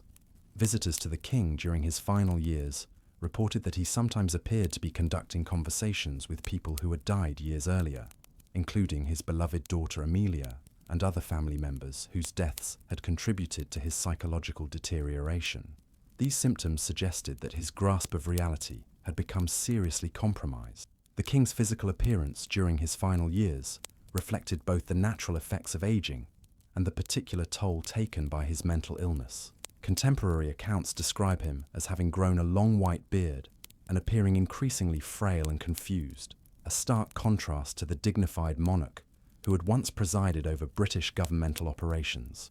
The management of information about the king's condition required careful balance between public interest and family privacy, as governmental authorities needed to maintain confidence in institutional stability, while also respecting the personal tragedy being experienced by the royal family. The cost of providing care for the king during his prolonged final illness created additional burdens for the royal household, though these financial considerations were secondary to the emotional costs experienced by his family members who watched his gradual decline with grief and helplessness. The broader implications of George III's mental illness for understanding of psychological conditions would not become apparent until much later, as 19th century medical knowledge lacked the conceptual frameworks necessary for systematic analysis of mental health problems. His case would eventually contribute to the development of more sophisticated approaches to mental illness. Queen Charlotte's own health began to deteriorate during the final years of her husband's illness, as the stress of caring for him, while also managing her other family responsibilities, took an increasing toll on her physical and emotional well-being. Her dedication to his care continued despite her own growing frailty. The king's inability to participate in family celebrations and milestones during his final years created additional sources of sadness for his children and grandchildren, who missed his presence during important events, while also grieving for the loss of his guidance and affection. The gradual acceptance by the royal family that George III would never recover from his final illness represented a process of mourning that continued for years before his actual death. The family had to learn to grieve for someone who was still physically present, but mentally absent from their lives. The king's occasional expressions of contentment or pleasure during his final years suggested that despite his cognitive impairment, he was not necessarily suffering constant distress. These moments provided some comfort to his family, while also raising questions about his subjective experience of his condition. The routine of care that developed around the king during his final years created a structured environment that provided some stability for both George III and his caregivers.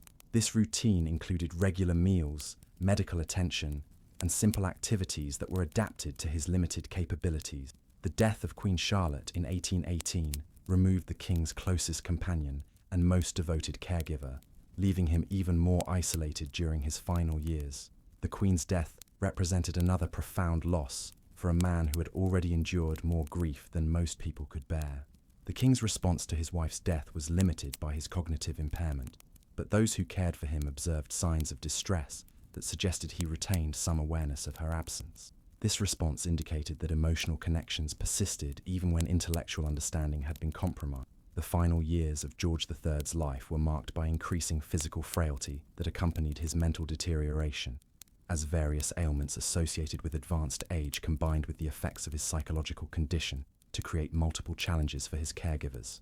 The king's death on January 29, 1820, at the age of 81, brought an end to both his personal suffering and one of the longest reigns in British history. His death occurred quietly at Windsor Castle, surrounded by family members who had maintained their vigil throughout his final illness. The immediate aftermath of George III's death created both personal grief for his family and political transition, as the Prince Regent formally became King George IV.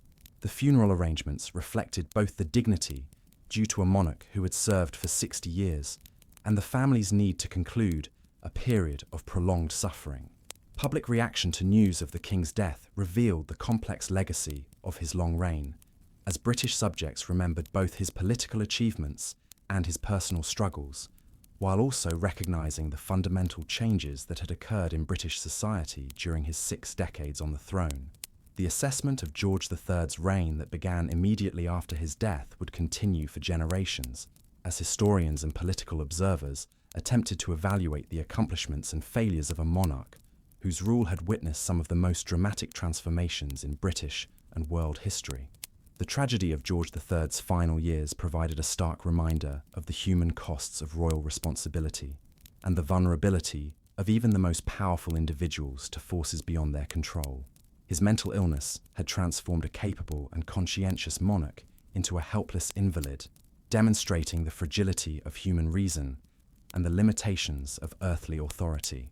The example of George III's devotion to duty throughout his healthy years, combined with his family's loyalty during his illness, would provide lasting inspiration for future generations, while also contributing to public understanding of mental illness and the importance of compassionate care for those who suffer from psychological conditions. The king, who had once ruled the world's greatest empire, spent his final decade in confusion and isolation, a poignant reminder that all human achievements are temporary and that personal character and family love provide more enduring sources of meaning than political power or public recognition. The death of George III on January 29, 1820, marked the end of one of the most significant and controversial reigns in British history, leaving behind a complex legacy that would influence both British constitutional development and public understanding of mental illness for generations to come. The king, who had ascended the throne as a young man full of idealistic hopes for effective governance, died as an elderly invalid whose final years had been marked by tragedy and isolation. The immediate reaction to George III's death revealed the profound ambivalence that characterized public attitudes toward his reign and his personal character. While there was genuine mourning for the personal suffering he had endured during his final decade, there was also recognition that his death marked the end of an era that had witnessed both remarkable achievements and devastating failures.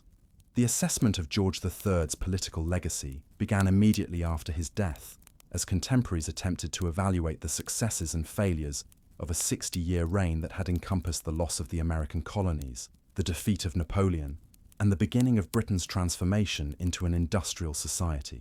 These evaluations reflected both partisan political considerations and genuine attempts at historical analysis.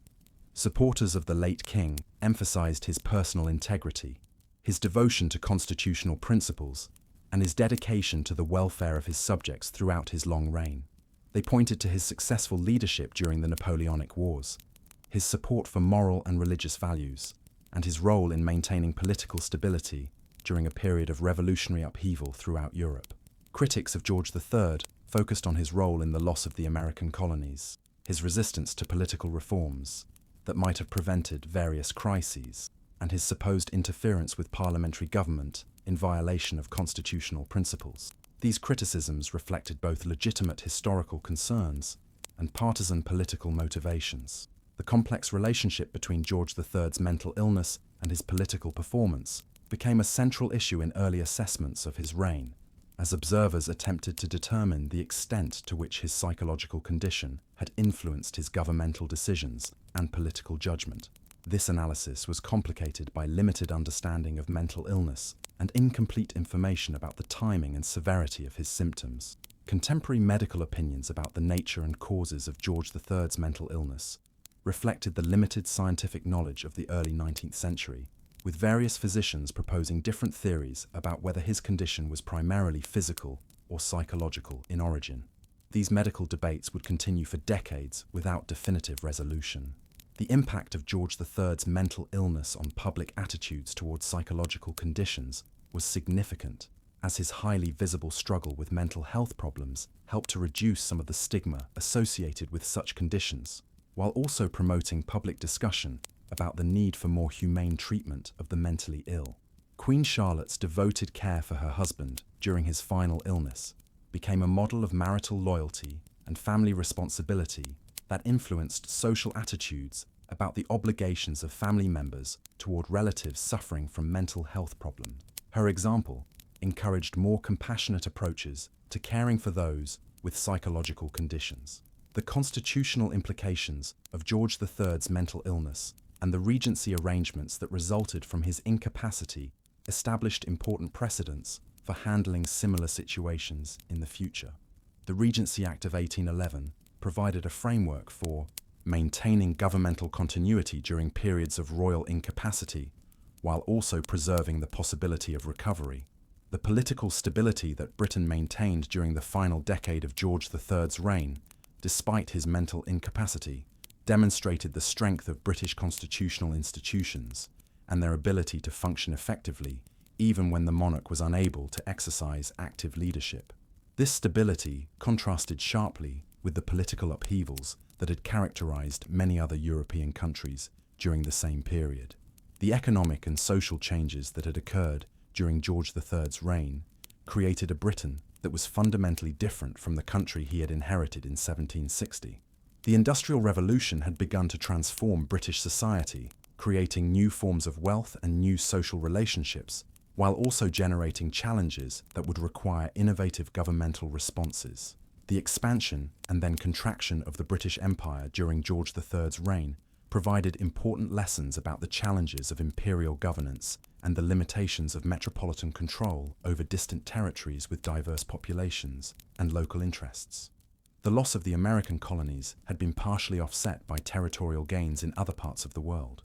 The development of British naval supremacy during the Napoleonic Wars had established Britain as the dominant global maritime power, creating opportunities for commercial expansion and imperial development that would characterize the remainder of the 19th century.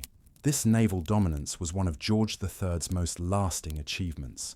The religious and moral tone that George III had established for the monarchy through his personal conduct and public statements had influenced British social development by reinforcing traditional values, while also promoting charitable activities and moral reform movements. His example had contributed to what historians would later call the moral reformation of British society. The king's personal interest in agriculture, science, and the arts had contributed to cultural and intellectual development throughout his reign, as royal patronage encouraged innovation and experimentation in various fields. His support for agricultural improvement had been particularly significant during a period of rapid population growth. The literary and artistic achievements of George III's reign, including the works of writers such as Samuel Johnson, Oliver Goldsmith, and William Blake, had established this period as one of the great eras of British cultural development. The king's personal support for arts and letters had contributed to this cultural flowering. The emergence of more systematic approaches to governmental administration during George III's reign had improved the efficiency and effectiveness of British public administration, while also establishing precedents for modern bureaucratic organisation. These administrative innovations would prove crucial for managing the expanded governmental responsibilities of the 19th century. The foreign policy achievements of George III's reign, particularly the successful resistance to French revolutionary expansion and the defeat of Napoleon, had established Britain as the leading European power, while also creating a framework for international stability that would last for several decades. The domestic political developments that had occurred during George III's reign, including the gradual expansion of parliamentary authority and the emergence of more organised political parties, had contributed to the evolution of British constitutional government while maintaining essential monarchical institutions. The social and economic policies pursued during George III's reign had generally reflected the dominant economic theories of the time, emphasizing free trade and limited governmental intervention in commercial activities. These policies had contributed to British economic growth, while also creating some of the social problems associated with industrialization. The educational and charitable institutions that had been established or expanded during George III's reign reflected both royal patronage and broader social concern for improving conditions for disadvantaged populations. These institutions would provide models for future philanthropic activities. The technological innovations that had occurred during George III's reign, including improvements in transportation, communication, and manufacturing, had begun the transformation of British society that would accelerate throughout the 19th century.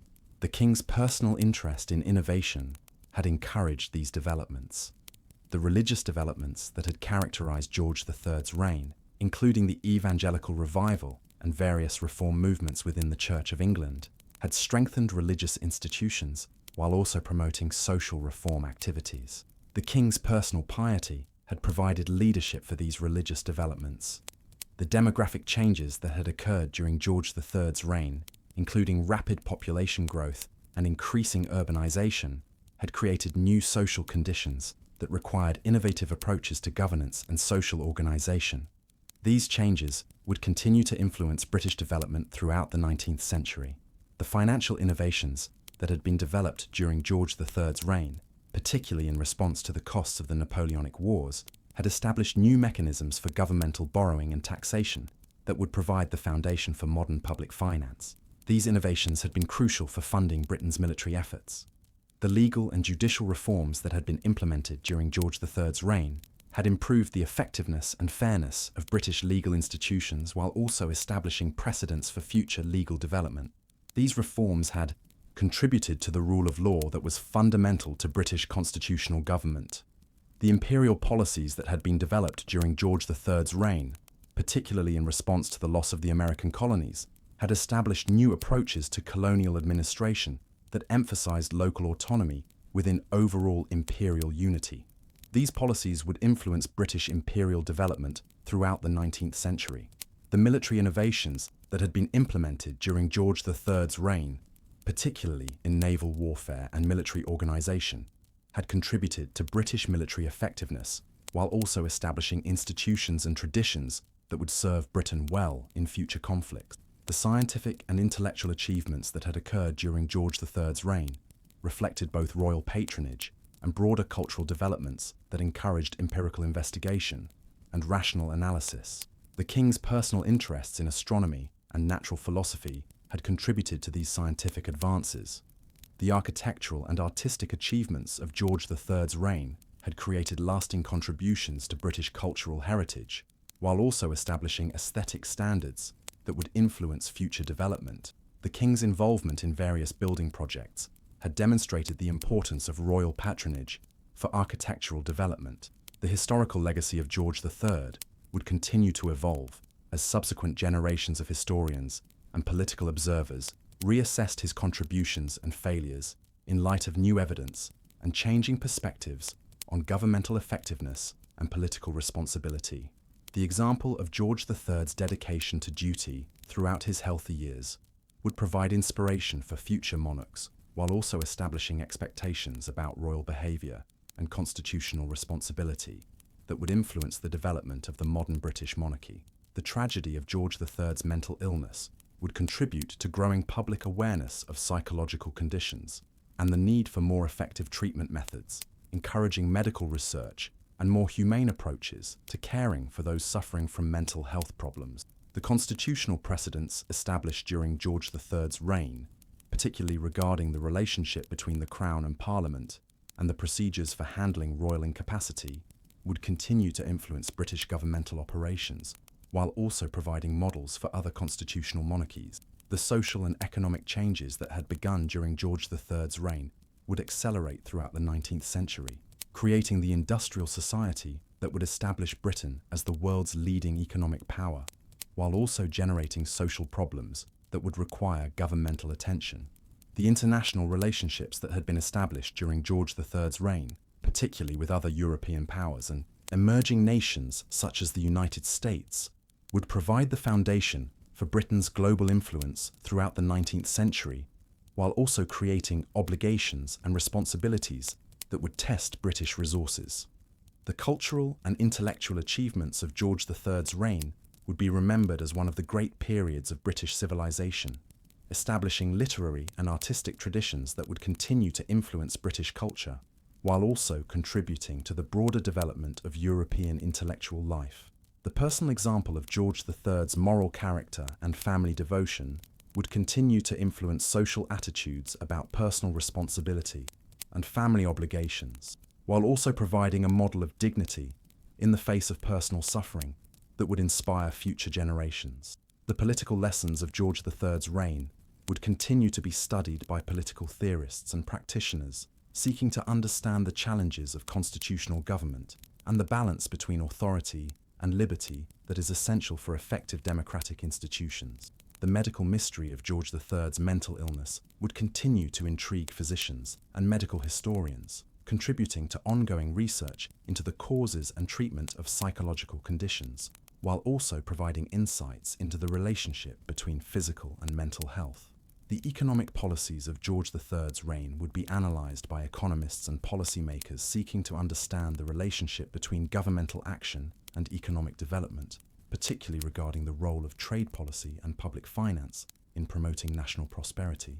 The military and naval achievements of George III's reign would be studied by military historians and strategists, seeking to understand the factors that contribute to military effectiveness and national security, particularly regarding the coordination of different military services and the importance of technological innovation.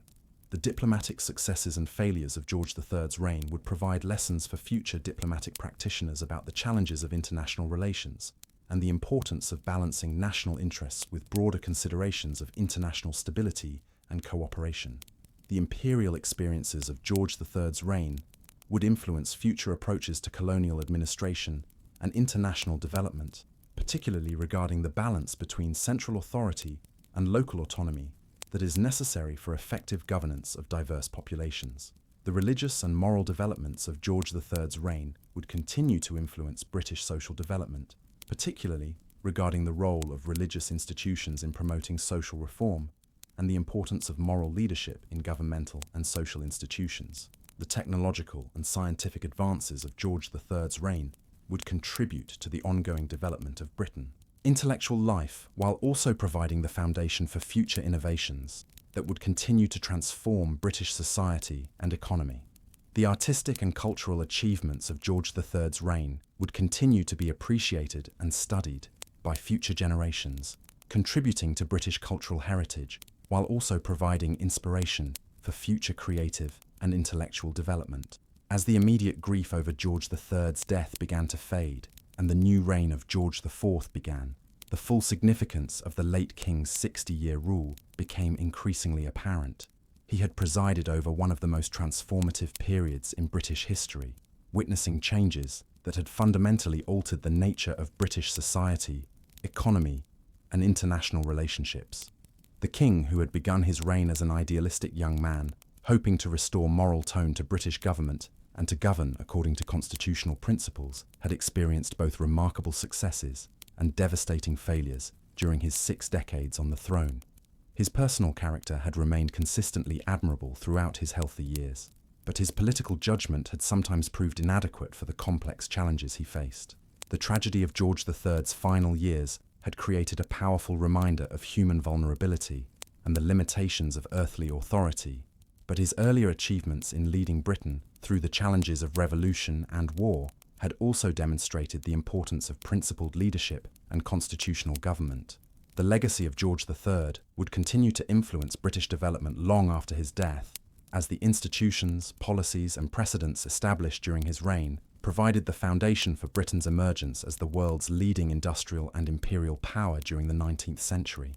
The memory of George III would be preserved not only in official histories and governmental records, but also in the collective consciousness of the British people, who would remember him as a monarch who had dedicated his life to serving his country, despite facing personal challenges that would have overwhelmed many individuals. The lessons of George III's reign would continue to be relevant for future generations, facing their own challenges of governmental responsibility and personal adversity, providing both inspiration for principled leadership and warnings about the costs of political misjudgment and the unpredictability of human suffering.